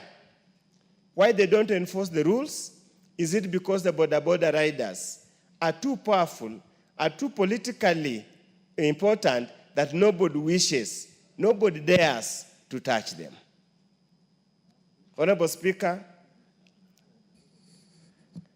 when you go to most hospitals, the injury section, 90% or 99% invariably are accidents as a result of border. Something is seriously wrong somewhere, which as a society we must address. We had hoped this law would address. Honorable Speaker, it got to a point where my own constituency, Funyula, that many times, most of the robberies at night were transported, the criminals were transported by border riders. It got to a point where we had to have a discussion with them and told them after a certain period at a certain time in the night, do not transport anybody, whether somebody you do not know. You can only attend to emergency, and those must be genuine emergencies from a neighbor that you very well know. As that, Honorable Speaker, by the very way they operate, they are also extremely exposed to danger. They're exposed to criminals, they're exposed to theft, they're even exposed to death. Many, Honorable Speaker, have actually had their motorcycles snatched from them when they're escorting clients. Many of them have been killed for resisting attempt to steal their motorcycles. Some of them have been mistaken to be robbers. As they kill and lynch a robber, they also kill them. So it's in their best interest, Honorable Speaker, that the industry must be regulated. You might want to run it on lawlessness because it gives you the standing, some kind of preeminence. But eventually, that lawlessness will catch up with you. Will catch up with you. It will not be one way. So we want to beseech them that through their national association, and many times, Honorable Speaker, during campaigns, they're given very prominent roles to play. I remember even the last presidential campaign, the Kenya Kwanza Brigade paraded them all over. The hustlers, the downtrodden. Tutakaa tunakaa na nyinyi kwa meza tukipanga mpango ya serikali. Now they have become a thorn in the flesh. We need, for their own safety, they need to be regulated. And again, Honorable Speaker, as they cause accidents and injure passengers, they equally get injured. Many of them end up maimed forever. So, Honorable Speaker, the Boni Halwale bill might be lost because he requested so, but we want to urge the State Department for Transport, the saga called NTSA, the National Police Service, to really find ways and means of reining and regulating this sector so that its economic influence can be felt, but security, safety must be paramount. With those few remarks, Honorable Speaker, I support. The Honorable Kangogo Bowen. You will be followed by Thank you. Honorable Peter Irungu Kiungi. Thank you, Mr. Speaker, for giving me this opportunity to support the motion to discharge the public transport, that is the motorcycle bill, the Senate Bill number 38 of 2023 from the second reading of this House. And Honorable Speaker, many of my colleagues, including the mover, the Honorable Tiji Kachwang, and the little majority who seconded, together with the Dr. Oundo, Mr. Speaker, they have said it all. They have said all about this bill. Mr. Speaker, I just want to say some few things. Number one, Honorable Speaker, where we come from the pastoralist areas where we come from, where there are no roads at all, where we have only one matatu, leaving in the morning, as early as 3 a.m. in the morning, to get to town, and that same matatu will come back maybe around afternoon, going back to the village. Mr. Speaker, the motorcycles, they have played a very important role.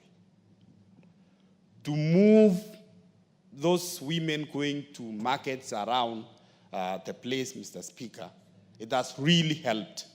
It has really helped our students, even when they are going to school, Mr. Speaker, moving them from the villages to the nearby towns where they can catch up a matatu. And I can say, Honorable Speaker, with the coming of the motorcycles or the borders, Honorable Speaker, it has really changed completely the mode of transport, especially in the rural Kenya. Having said that, Mr. Speaker,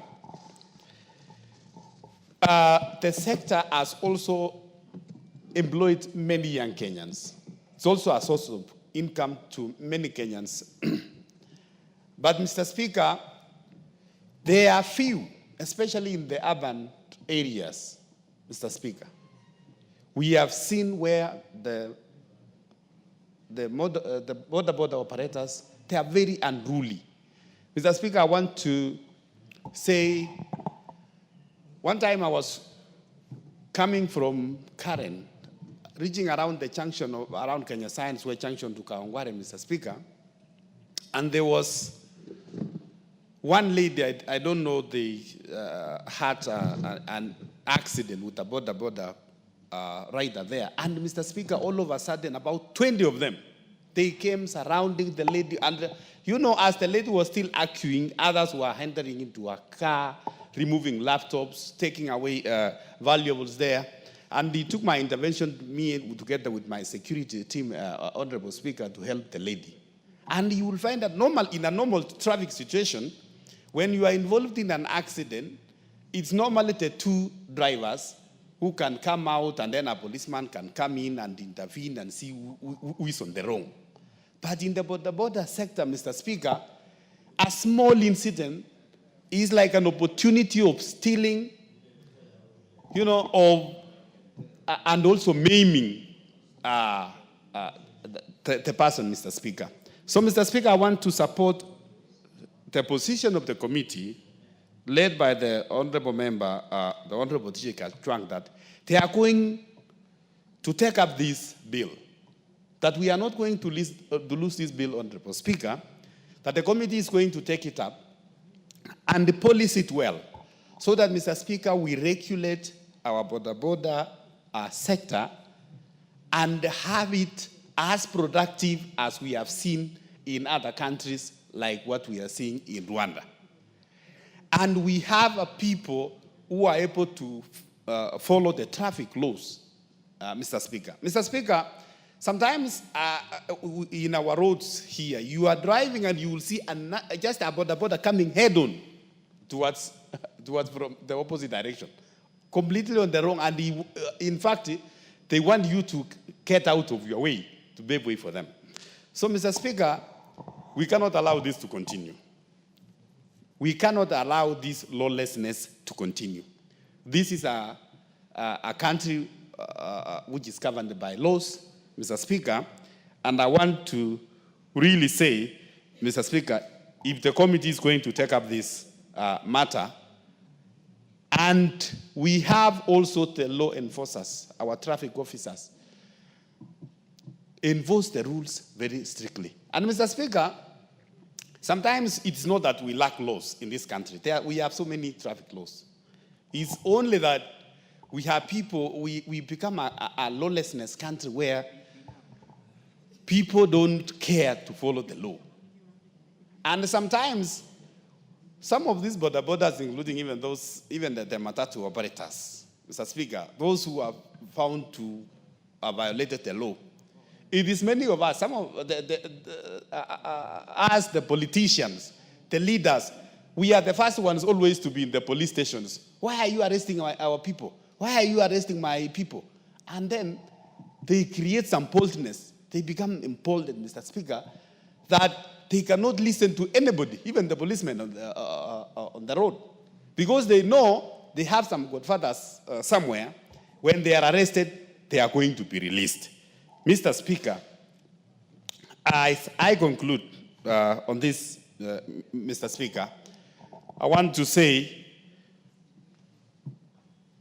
like the Honorable Kachwang said, if you go not only to Kenyatta National Hospital at 9th floor, if you go to MTRH in Eldoret, there is a whole almost two wards, which are purely for border victims. If you go to every hospital in Nakuru, in central Kenya, you will find that many of the accident victims are victims or are accident victims from border accidents. So, Mr. Speaker, I want to conclude to say, the committee, you have the support of the House. We are going to support you. Polish this bill, bring it back, and we are going to pass it to regulate the border sector and become an income generating sector like any other sector in the country. Thank you, Mr. Speaker. The Honorable Peter Irungu Kihungi is recognized. Okay, thank you. Thank you very much, Mr. Speaker. I start to support the withdrawal of the motion of the bill. And Mr. Speaker, I want to question also still how the bill went all through the process and it came to Parliament from Senate without the mover or the Senate itself be able to realize the anomalies that they could have rectified. But Mr. Speaker, I want to support the most members what they have come. We need to regulate the operations of border. I think we are now allowed 24 years because mostly it came after during Kibaki regime. And I want to say, I was once operated as a conductor between around 2000, between Kayole and Nairobi, before Mechuki rules. It was extremely chaotic. And when he came with the Mechuki rules, we never knew that it would work. The only instinct that is needed is somebody who have the boldness and somebody who is not careful too much, maybe on his popularity, because we must regulate the border sector as it is. The numbers now that we are in of people who are employed by the sector, they are extremely rising.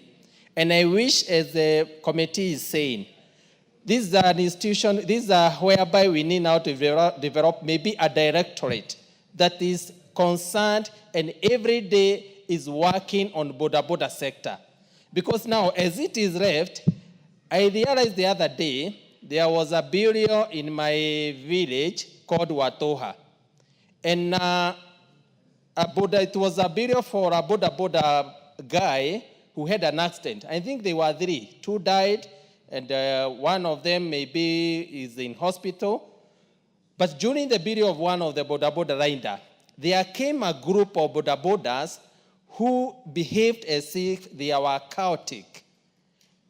They interfered with burial whereby when the pastor was preaching, they came and took the coffin, they went directly to the burial site and buried the person.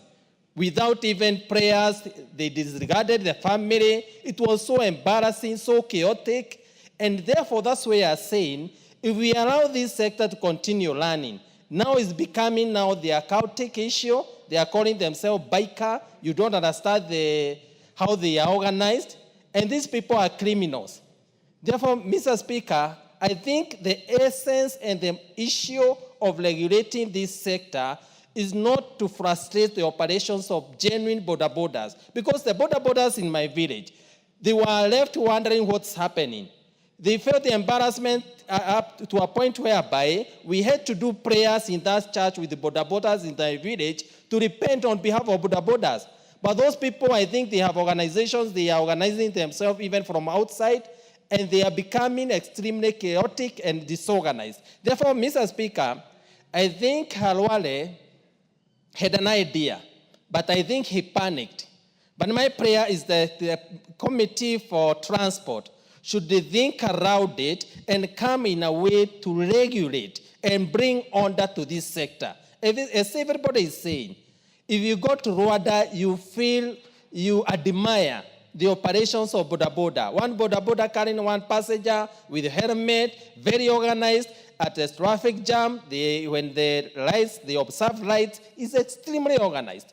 And I think that one needs just an organized registration, and also, if possible, we have a directorate that will trickle up to the ground so that these people can be able to be organized in circles, and we can be able now to remove those criminals have intruded in this sector. Therefore, Mr. Speaker, I start to support the withdrawal, but I think Senate also should up their debate also, because I don't understand how the bill came to Parliament. Then when we have it in Parliament, they are calling for withdrawal. I don't understand at which instance, maybe at what, how the process went around. But Mr. Speaker, as Parliament, we can agree, but call upon the Committee on Transport, just look on how you can bring order in this sector. And I know we can be able to bring order, and it will work for genuine border operators. And it will also assist us to be able to remove those operators or those criminals who have gotten a chance to intrude in this sector. Thank you, Mr. Speaker. The Honorable Joshua Mwalio. Thank you very much, Mr. Speaker. Mr. Speaker, I want to support also the withdrawal of this bill. Although initially I was not for the idea of the withdrawal, but I was convinced by the House business that the withdrawal is the right thing. And then we bring ours from this House. And I was convinced by Honorable Kajwang, and I am convinced. Having said that, I want to say that this sector is very important because it came in the hard time, the best time. It is like the way we used to have no mobiles, and then the mobiles came as a savior for everybody, because you used to walk to someone's home, even 5 kilometers, and you find the person is not there just because we did not have the mobiles. But now the boda boda have come to save the sector of transport, such that it has become very easy. Even wherever there are no roads, they are there helping the people in the rural areas. If you want to move faster, even in the city here, when you are late and there is a jam, you take a boda boda and you reach where you are going as quickly as possible. So the boda boda sector is a very important sector. Having said that, we need to regulate, because the things that are coming from the boda boda, the issues that are being done, the bad things that are being done by the boda boda, they defeat the good ones, because they are the same boda bodas who are being used by the hitmen. If they want to steal from you, they snatch your mobile and ride very fast, leaving you wondering, how do you run after a motorbike that is speeding? There are other things that are being done which is very good. Some of them are so organized, such that they have their circles where they give money daily, even 100 shillings. And at the end of the day, they are able to give one person some money so that that person can buy his or our own motorcycle to be able to do the business. So there are good things that happens, but there are also very bad ones. The bad ones are the accidents. In my constituency, I cannot count how many people have been maimed. Some have become even disabled. Some their legs have been cut because there are multiple fractures, because they have been knocked by boda boda. In fact, there is one young man already now this week is in a mortuary who was knocked by a boda boda last week. And so many things that we cannot even, they are countless. But when we will regulate it, we need also to enforce the law enforcement agencies to make sure that the boda bodas keep to their lane. We have done so many training, even with the CDF. We have trained them not to ride without helmets. We have even trained them not to ride without insurances. We have trained them not even to carry 2 people, but to carry only 1. But even after the training, they still go back to their old habits of carrying as many people as possible. You find one is carrying 4 people, and he himself is as if he is standing, because he is there just next near the end of the motorbike.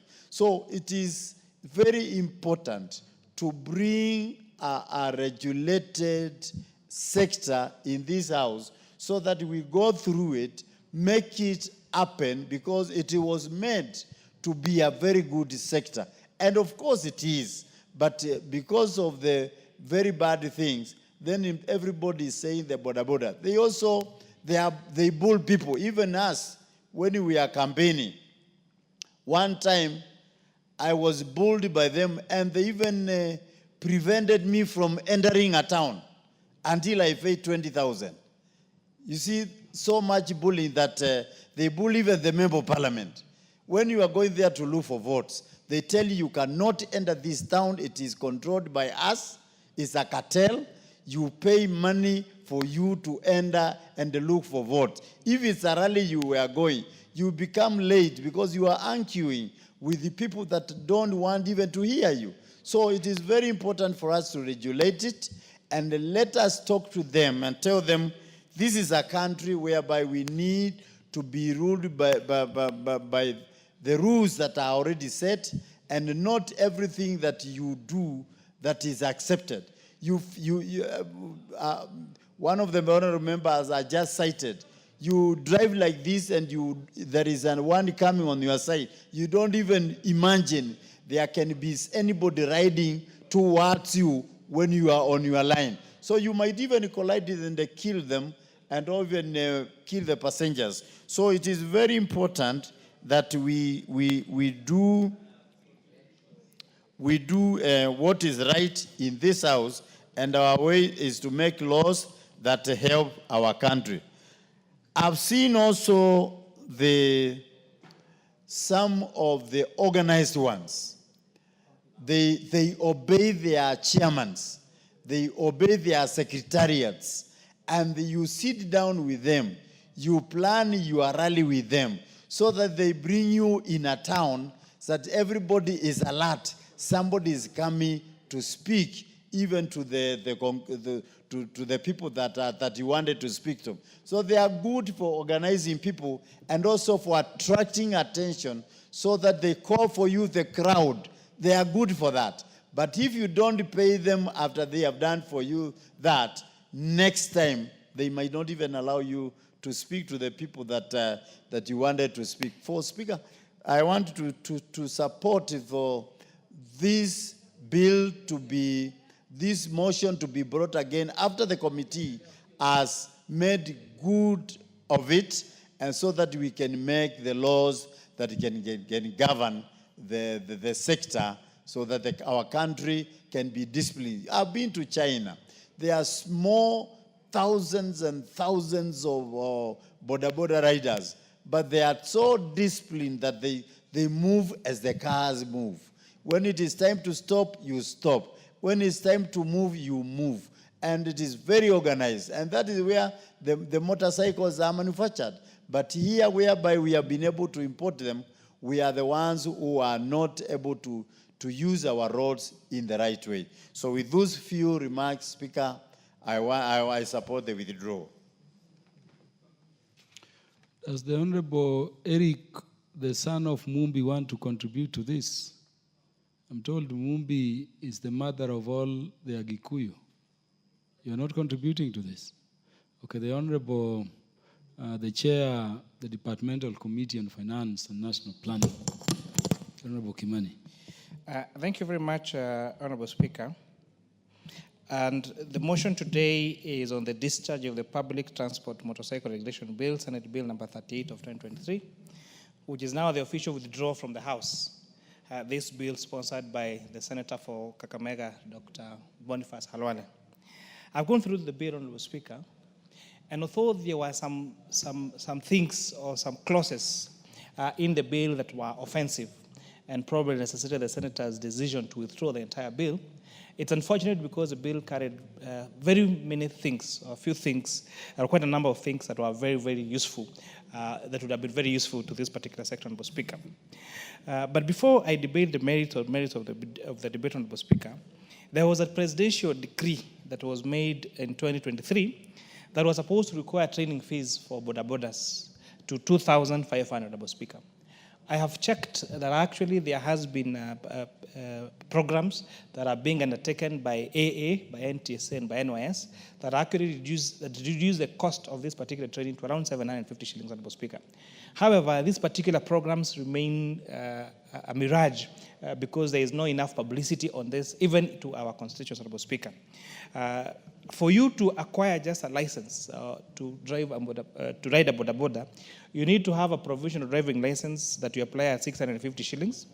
You need to have a test application fee that you pay 1,050 shillings, and you need to pay a license and endorsement of 600 shillings. The training in I checked a few of the training colleges in the country will charge you between 5,000 and 10,000 shillings, Honorable Speaker. So for a skill set that is very important to the people at the bottom of the pyramid, and to the real hustlers of this country, Honorable Speaker, I think training fees for boda boda riders remain too high for them to afford. And as a committee of transport now retreats to relook at how to bring this back, Honorable Speaker, will be to look at affirmative action to make sure we reduce the cost of training. Because the matters that are raised by the members in this House about, for example, the accidents that are caused by Honorable Speaker, some of them is because some student clears Form 4 or Class 8, and of course now the easiest business to start becomes that of a boda boda rider, Honorable Speaker.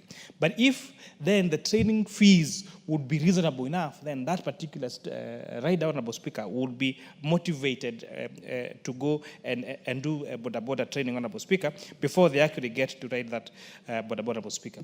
Boda boda sector is a very important sector in our economy. I dare say we cannot live without the boda boda sector in this country.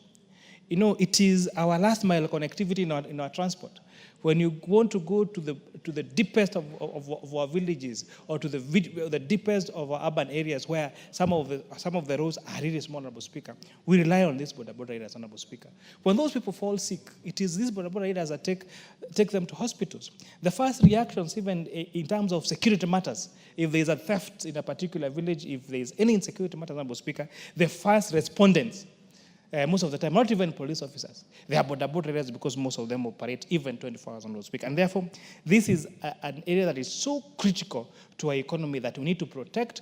We need to provide affirmative action, Honorable Speaker, so that these riders can have training, can have better access to safety gears, such as a helmet, reflectors, Honorable Speaker. If you check around, especially in Nairobi, Honorable Speaker, you must have noticed most of the bikes, including during the day, have their lights on with a casako at the front yellow. Those are electric motorcycles. And Honorable Speaker, the spur of use of electric motorcycles in this country that have saved the fuel consumption or the cost of running these boda bodas by more than 50% is a result of policy directions that have been made on this House. The Finance Act of 2023, Honorable Speaker, provided for zero rating of electric motorcycles and their parts thereof, Honorable Speaker. This fundamentally reduced the cost of electric motorcycles that have seen multinationals such as Uber, such as Mogo, such as Watu invest, Honorable Speaker, through venture capitalists into these particular entities, Honorable Speaker. And therefore, you've seen the profitability of boda boda riders, especially the ones that do delivery services around Nairobi, Honorable Speaker, use electric motorcycles. And you're hoping that this private sector will take this further to our villages, Honorable Speaker, so that the boda boda business can be more profitable to these young people that, Honorable Speaker, are very hardworking. As much as we want to blame our boda bodas for the acts, Honorable Speaker, motorists also have contributed to this. You know, when you'll find a lot of time, especially around roundabouts, Honorable Speaker, we really squeeze out some of these boda boda riders, Honorable Speaker. And you find some of them is carrying a radio, Honorable Speaker. They really get scared because there's a matatu or there's a car that really is squeezing them almost out of the road. And out of that panic, Honorable Speaker, sometimes the passenger shakes or even the rider, Honorable Speaker, panics. So in as much as if you are really control the accidents that are caused by these boda boda riders, even as motorists, we need to respect other motorists on the road. Our boda boda riders are equal motorists in our roads, Honorable Speaker, and they deserve the respect we give the vehicles on our roads, Honorable Speaker. There are some, another policy direction, Honorable Speaker, with this House. I did sponsor the Business Laws Amendment Bill that was passed in this, Honorable Speaker. And one of the critical amendments we had was to stop the exploitation of the buy now, pay later program that was being done by financial institutions, Speaker. You'll find boda riders would go pay a deposit for a motorcycle of, say, 20,000 shillings, but by the time they are calculating the amount of money they paid for the loan of that motorcycle, it is twice or three times the cost of that motorcycle, Honorable Speaker. In addition, Honorable Speaker, if they defaulted just one payment, or towards the tail end, if they deserve with just a few calls, Honorable Speaker, the motorcycle will get repossessed. So by bringing those buy now, pay later schemes into the purview of Central Bank of Kenya, then we expect that they're going to adhere to the ad hoc principle, Honorable Speaker, of not charging interest more than the principal amount of the particular item, Honorable Speaker. So these are some of the interventions that this House has made.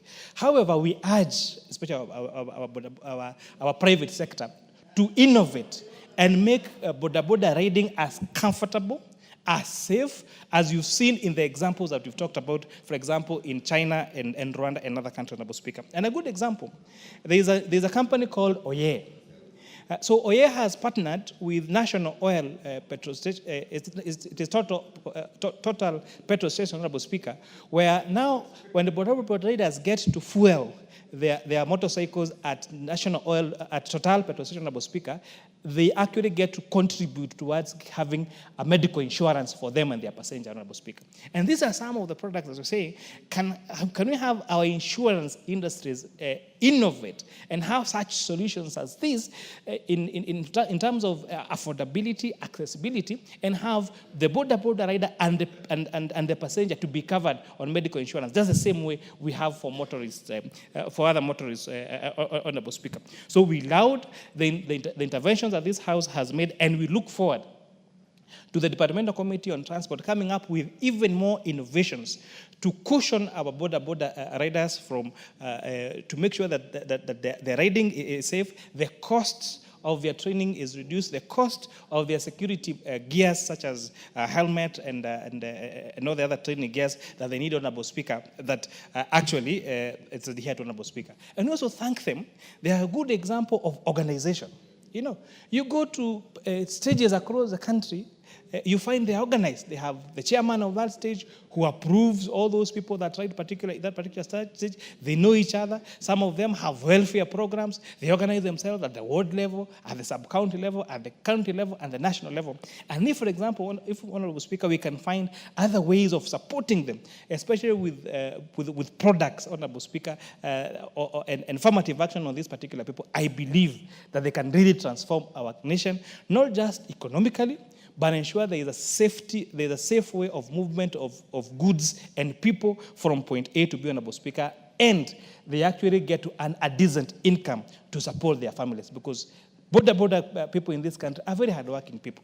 And as Honorable Speaker, let us stop castigating all the boda riders. Ati tunasema watu wote wa boda ni wabaya, ni wezi. It's just like in every sector.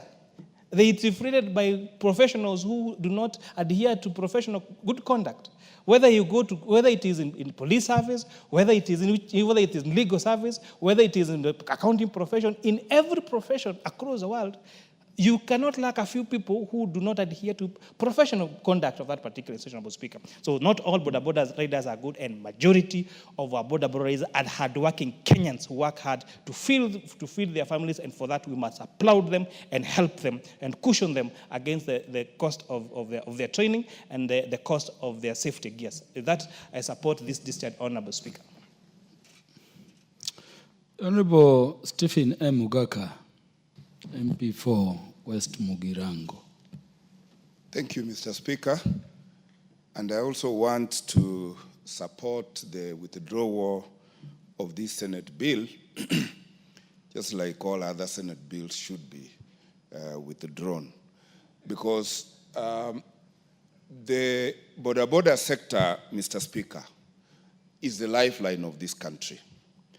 And I speak to this as a graduate of business, and during my undergraduate course, one of my theses and dissertations I wrote was about the transport industry as it was then.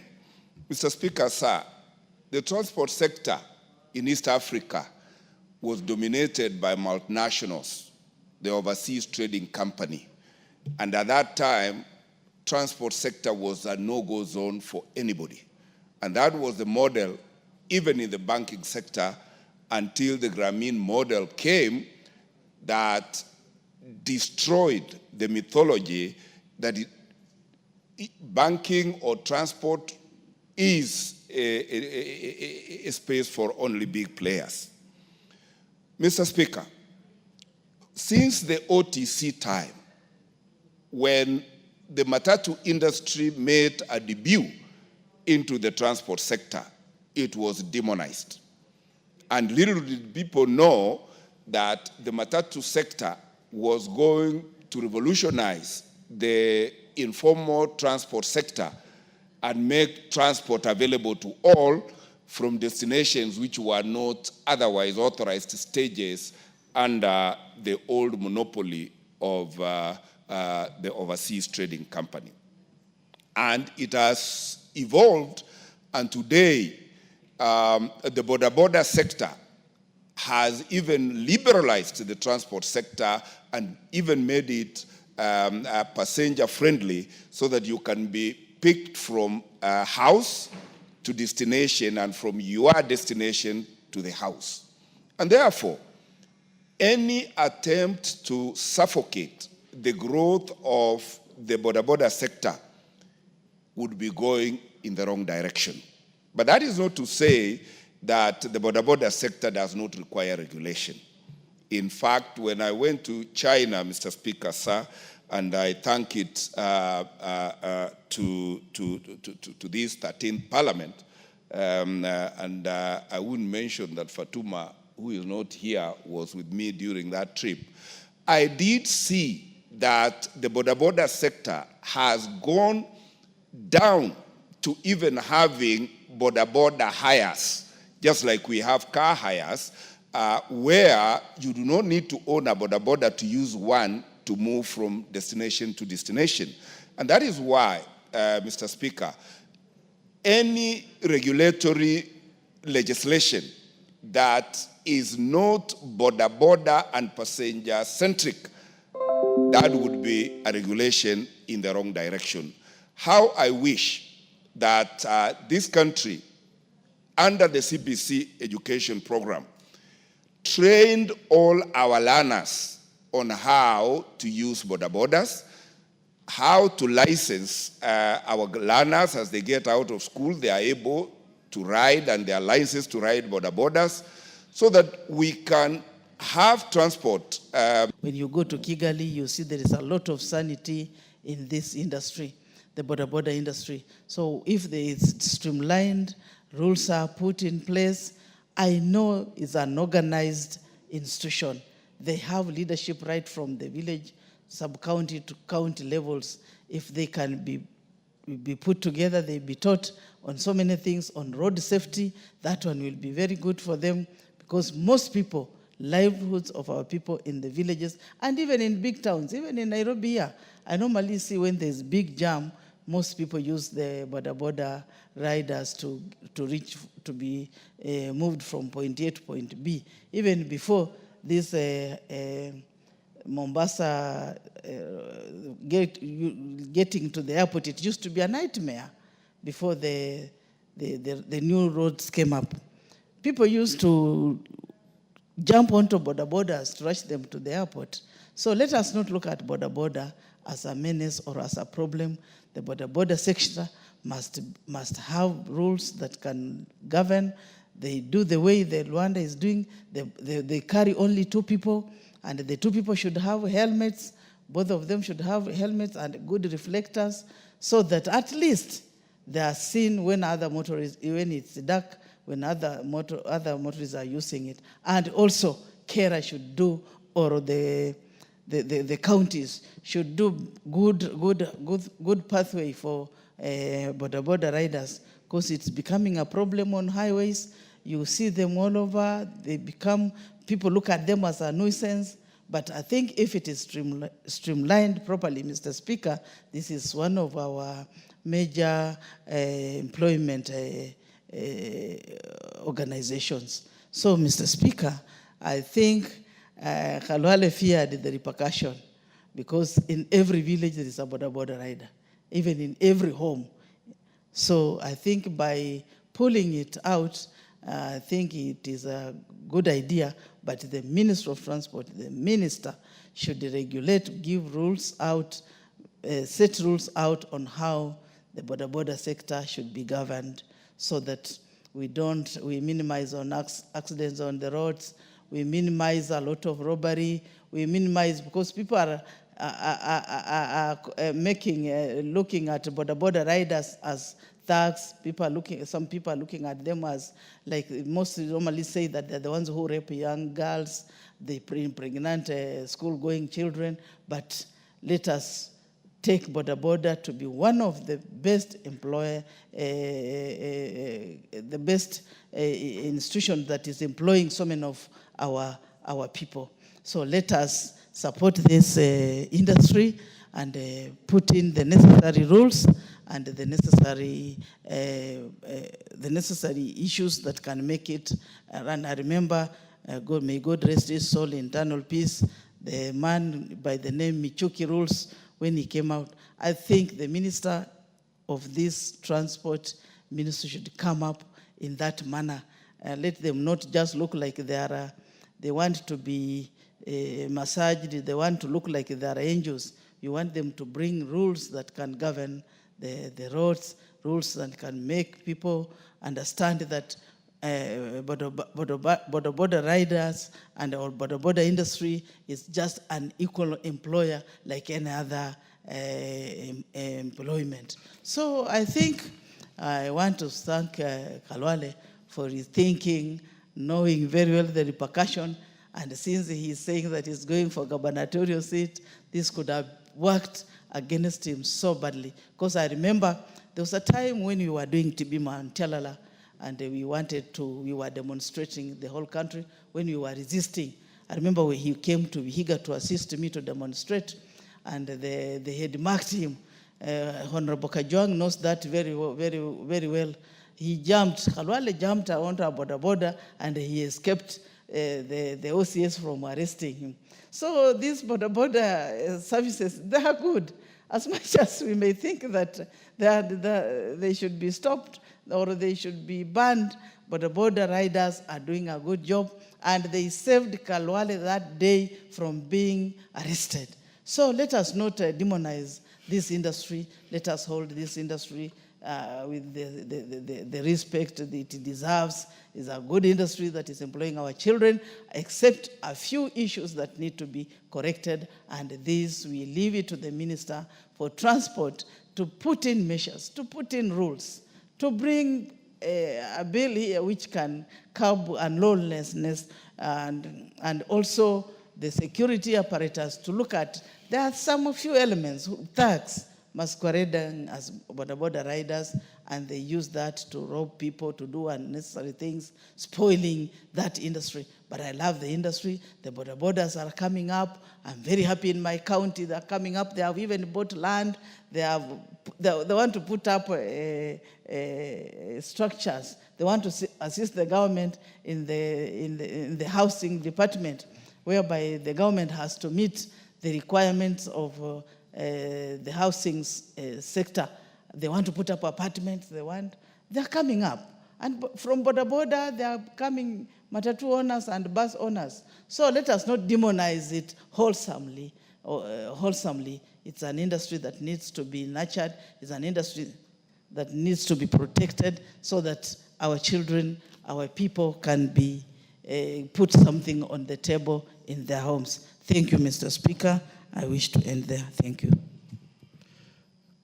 MP for Ganze, the Honorable Charo Kazungu. Asante Bwana Spika kwa kunipatia nafasi hii kuweza kuchangia kwa huu mjadala ambao unaendelea saa hizi. Kwanza kabisa pia nataka nimshukuru na nipongeze Bwana Kawale kwanza kwa kuweza kuja na mswada kama huu, hata japokuwa amesema kwa tuweze kuondoa, lakini ni mswada muhimu sana tukizingatia kwamba sekta ya bodaboda nchini Kenya imechangia pakubwa sana kuimarisha uchumi wetu. Mara nyingine wanajiuliza kama haingekuwa ni hii sekta ya bodaboda, hawa vijana wetu wengi ambao wanatoka mashule saizi wangekuwa wanafanya kazi gani, kwa sababu tunavyojua hali ya uchumi katika nchi yetu si nzuri vile. Ni vijana wengi sana ambao wamepata makao katika hii sekta ya bodaboda na wameweza kujipatia riziki ya kila siku kuweza kujiendeleza katika maisha yao. Kwa hivyo hii sekta imesaidia pakubwa sana katika kuchangia kuimarisha uchumi wa nchi yetu. Mara nyingine najiuliza, kule ninakotoka sehemu ya Ganze ni sehemu ambayo ni ya mashambani sana, ni rural area, na kule barabara hakuna. Nafikiri katika eneo bunge lote la Ganze kilomita za barabara ambazo zimewekwa lami hazifiki hata kilomita 30. Na sisi kama wakazi tunategemea sana usafiri wa kutumia bodaboda kuweza kufanya biashara zetu na pia kuweza kutoka katika pointi ya kwanza hadi pointi ya pili. Ingekuwa hakuna bodaboda, watu wangekuwa wanatumia usafiri wa kutumia miguu ama wa kutumia baiskeli. Na mara nyingi inakuwa vigumu sana kuweza kusafirisha bidhaa ama kusafirisha watu, especially wagonjwa. Lakini sasa ukiangalia hata usiku wa manane, ukipatikana na shida katika nyumba yako, ni rahisi kuitisha mtu wa bodaboda, anakuja, anakubeba, anakupeleka hospitali. Hospitali zetu zenyewe kule Ganze pia ziko mbali sana. Nafikiri kila hospitali ni zaidi ya kilomita 10. Kwa hivyo wakati mwingi pia kufikia hospitali inakuwa shida. Lakini kwa sababu ya uwepo wa hawa wahudumu wa bodaboda, tumeweza kuona kuwa huduma kama hizi pia sisi kama wakazi wa Ganze tunaweza kuzipata kwa urahisi. Kwa hivyo manufaa ya hii sekta ni mengi sana. Tukianza kuyataja moja baada ya nyingine, hata pengine tutakesha hapa kuzungumza mambo haya. Lakini kila kizuri pia hakikosi ubaya wake. Na tumeona kwamba katika hii sekta kuna watu wachache, wacha niseme wachache, ambao wanaharibu jina zuri la wahudumu wa bodaboda. Kuna wengi ambao wamejipanga vizuri na ukiangalia wameingia kwa hii sekta kwa muda mrefu na wamejiendeleza, wameweza kuendesha maisha yao vizuri, wametengeneza sako, walikuwa wameandikwa kama waendeshaji wa bodaboda, lakini saizi kwa sababu ya uadilifu wao katika kazi zao, saizi wamekuwa pia hao ni wenye bodaboda, wanaendesha bodaboda zao. Hao ni wale ambao wamejipanga. Lakini kuna wachache ambao wanaharibu hii sekta. Na wameingiza uhuni na wanafanya mambo ambayo hayastahili.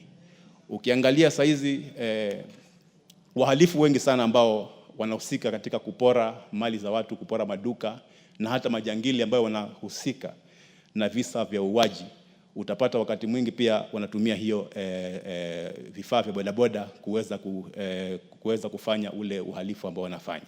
Lakini hao ni wachache. Mimi nasema wengi katika wale ambao wanafanya bodaboda wanafanya kazi nzuri sana na wanastahili kuungwa mkono. Lakini pia imekuwa ni muhimu sana tuweze kama nchi kuweza kuregulate ama kutunga sheria ambazo hawa watu wa bodaboda wataweza kuzifuata. Mara nyingi sana tunaona barabarani, kwa sababu sisi pia ni watumizi wa barabara, tunaona hawafuati zile sheria za barabara vile ambavyo inastahili. Unajipata wewe unaendesha gari yako katika ule mkono wako wa barabara, lakini mtu wa bodaboda yeye pia anakuja na mkono huo bila kujali kabisa kwamba anaweza kusababisha ajali. Tumeona mara nyingi sana katika barabara zetu ajali nyingi ambazo zimefanywa na watu wa bodaboda. Watu ambao hawastahili kwamba wapoteze maisha yao, wameweza kuyapoteza kwa sababu ya kutokuwa na makini kwa hawa waendeshaji bodaboda. Hili ni jambo ambalo limekuwa sugu katika nchi yetu. Kwa sababu ukitembea katika hospitali nyingi, kama pale Kilifi, kuna ward katika hospitali ya Kilifi inaitwa Bajaji ward. Ukienda katika hospitali ya Malindi, kuna ward pia inaitwa Bajaji ward. Na ukiangalia wale watu wako katika hiyo ward ni watu ambao wamepata ajali kupitia kwa hizi bodaboda. Kwa hivyo mbali na kuwa wamekuwa wakifanya kazi nzuri, lakini kwa sababu ya wachache ambao hawana makini, wamesababisha hasara kubwa sana. Kwa sababu utapata watu wamekaa pale kwa hospitali, itabidi wafanyiwe operations, itabidi wawekwe vyuma, na utapata wakati mwingi pia hata pesa za kufanyiwa hizi vitu hakuna. Itabidi sisi kama wanasiasa pia tunahusishwa tena kufanya michango ili hawa watu waweze kusaidika. Kwa hivyo mimi naunga mkono hoja ya kwamba hata kama hii bill imekuwa withdrawn au imeondolewa katika bunge hili, lakini pia nasisitiza ikiwezekana kamati husika iweze kuregesha huu mswada tena hapa ili tuweze kuja na sheria ambazo zitaweza kuzingatiwa ili kuhakikisha kwamba manufaa ya hii sekta ya bodaboda yanaweza kufikika ama kusikika kila kona ya nchi hii, kwa sababu impact ya hii watu kila mtu anaiona, kwa sababu wamerahisisha sana sekta ya usafiri ndani ya nchi yetu. Lakini kwa sababu ya wale wachache ambao hawazingatii sheria, jina la bodaboda, jina la watu wa bodaboda limeharibiwa sana. Sasa hizi kila kitendo cha uhalifu kikifanyika kule mashinani, suspect wa kwanza inasemekana ni watu wa bodaboda. Kumekuwa na visa vingi sana vya mimba za mapema kule mashinani. Lakini ukiangalia kwa sababu ya jina lao baya ama vile wanadhaniwa, suspect wa kwanza pia inasemekana ni watu wa bodaboda.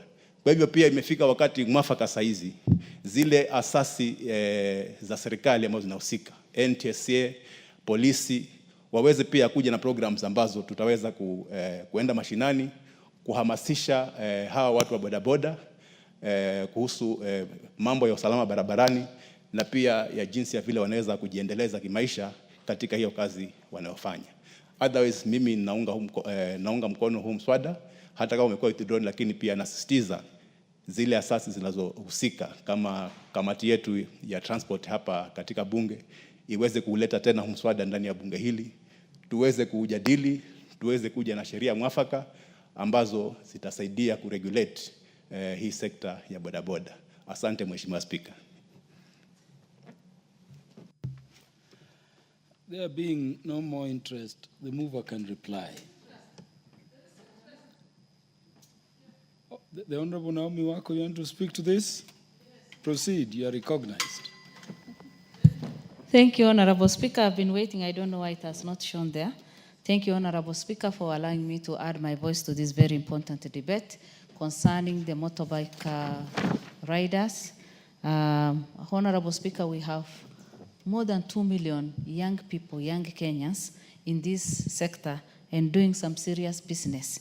And I just want to say that I support this because by doing this, our young people earn their living, and it has also helped the economy in a way.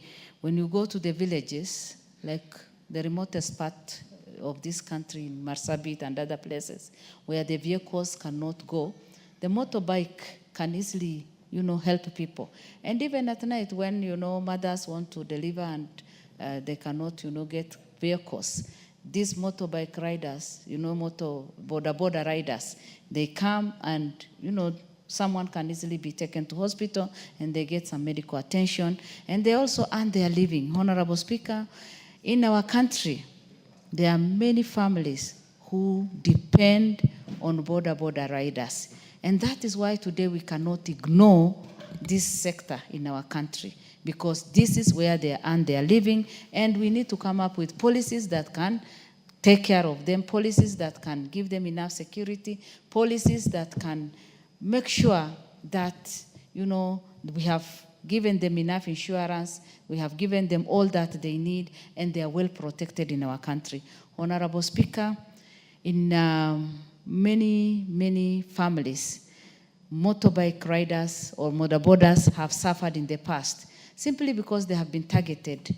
Like the areas that have a lot of insecurity, the border riders have been targeted and have also lost their lives. And that is why today we need to come up with ways that they can be secured, their lives can be secured, and make sure that we have laws in place that even when they ride at night, they are safe enough. Honorable Speaker, again, we need to make sure that they have been given enough training. Because of the need that is there, many of them just train themselves and then they just go into the business. We need to make sure that NTSA comes up with a proper way of training them and making sure that they give them even certificates, and also coming up with affordable insurance cover so that, they have their circles, and through their circles, they can even have affordable insurance cover. Honorable Speaker, if we work very well and work hard, border riders can be a real benefit to us. They can add a lot of value to our economy and to even our transport, because basically they are there everywhere and they give us a lot of support when it comes to this. And mine is just to say that I support this, and let us make sure that we put policies in place to support them and to guide them, give them security, give them training, make sure that we minimize, we come up with laws that guide them on how to, ride, and also make sure that we give them enough or the gears that they need to have on, so that in case of any accident, then they are well protected. Honorable Speaker, we need to also have their data. In Kenya, I said that we have over 2 million Kenyans in this business. But even in the villages, we need to know how many border riders are there, so that the government can have their data. And in case of any accident, in case of anything, we need to just get there and help and see how best they can serve the society and also help themselves. Honorable Speaker, as a country, Kenyans are very innovative.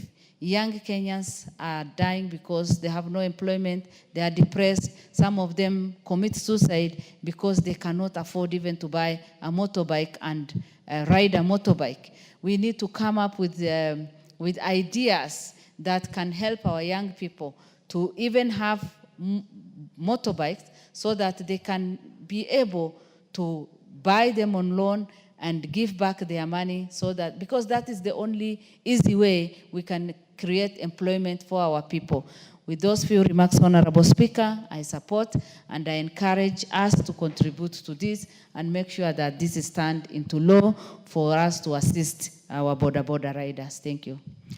Honorable Imase, I'll give you 2 minutes. We have overshot time because I want the mover to reply to this motion. Thank you, Honorable Speaker, for the opportunity. Honorable Speaker, I also arise to support the withdrawal of this bill by Honorable Boni Halwale.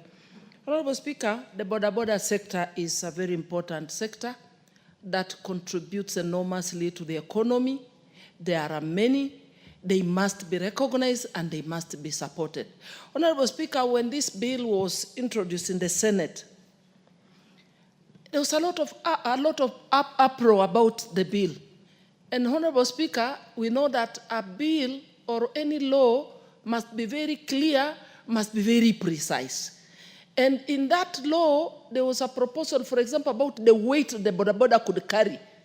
And in fact, I was looking at myself and I said, even as slim as I am weighing 70 kg. So when you talk of not more than 50, how would they be able to determine? Would they be traveling with a weighing machine on the border? So there were certain clauses, definitely, that didn't augur very well, or that required that bill be thought through, be researched more before it could be brought to the fore.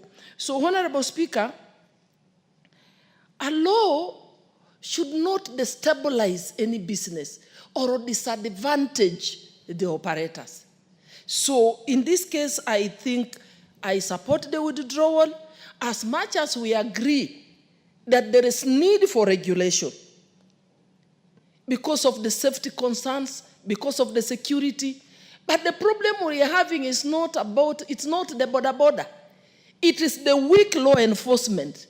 It is the corruption that has culminated into impunity, accidents on our way, or on the roadsides, and all this insecurity we are seeing is because of weak law enforcement. So we cannot blame this on the borders. I support the withdrawal, and I'm saying at a later time, probably this bill could be thought through very well, researched properly, and then we could have a proper regulation to help protect the border, support the border, and make sure they themselves are secure from so many crimes we witness. Borders being hijacked, being killed, their pikipikis taken away. So I would support the aspect of registering, knowing who is in which stage who is doing the business where, so that in case of crime, government is able to trace, to trail, and arrest the culprits. But this is a sector that has accommodated so many of our youths.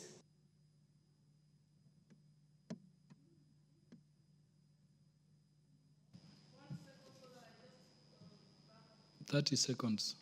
Thank you. Honorable Speaker, this sector is not just about those youths as it was perceived in the past, those who have not gone. Today we have youths who have degrees. There are no jobs. They are creating employment for themselves.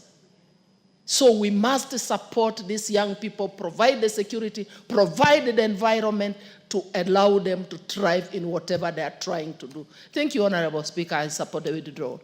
Thank you, Honorable Imase. The Honorable Tom Joseph Francis Kajuang to reply, there being no further interest. Mr. Speaker, I want to thank you for giving us the opportunity to debate through this motion, which just seeks a simple thing to withdraw this bill. And I want to thank all members who have contributed. The theme is very clear that the border or motorcycle industry is a very important sector in our economy, in the transport economy. It provides employment to our young people. It also completes the last mile in terms of transport for vulnerable people who are sick and security. And so I have seen several chiefs. The only means that they can be able to reach their people is through border. So that is providing security, including people in combat. And so that is very clear. But on the other side, we see a sector which is in chaos, shambles. It is a threat of security. It becomes now the breeding point of MAGAs or people who are anti-dissidents and so forth. And so it is important that this sector must be regulated. And we cannot run away from our mandate to legislate and to make law that will protect that industry, but will also regulate that industry in such a manner that we all benefit from it. So we have taken notes and we have commitment. In fact, an undertaking on behalf of the chair of this committee that we are not going to throw this water with the baby. We are going to take all this information, including the information that Boni Halwale generously has. In fact, we will call him to be able to benefit from that which he has, the research that he has done and so on. And so we'll incorporate all this. We will put together the stakeholders and the policymakers, the executive, to be able to come with a legislation that befits the expectation of members. So, Mr. Speaker, I beg to reply. Thank you. For the convenience of the House, the putting of the question to this motion is deferred to a future date when it shall be scheduled for consideration by the House through the House Business Committee. Let's be upstanding, honorable members. The time being 7:07 p.m., this House stands adjourned until Wednesday, the 30th day of April 2025 at 9:30 a.m.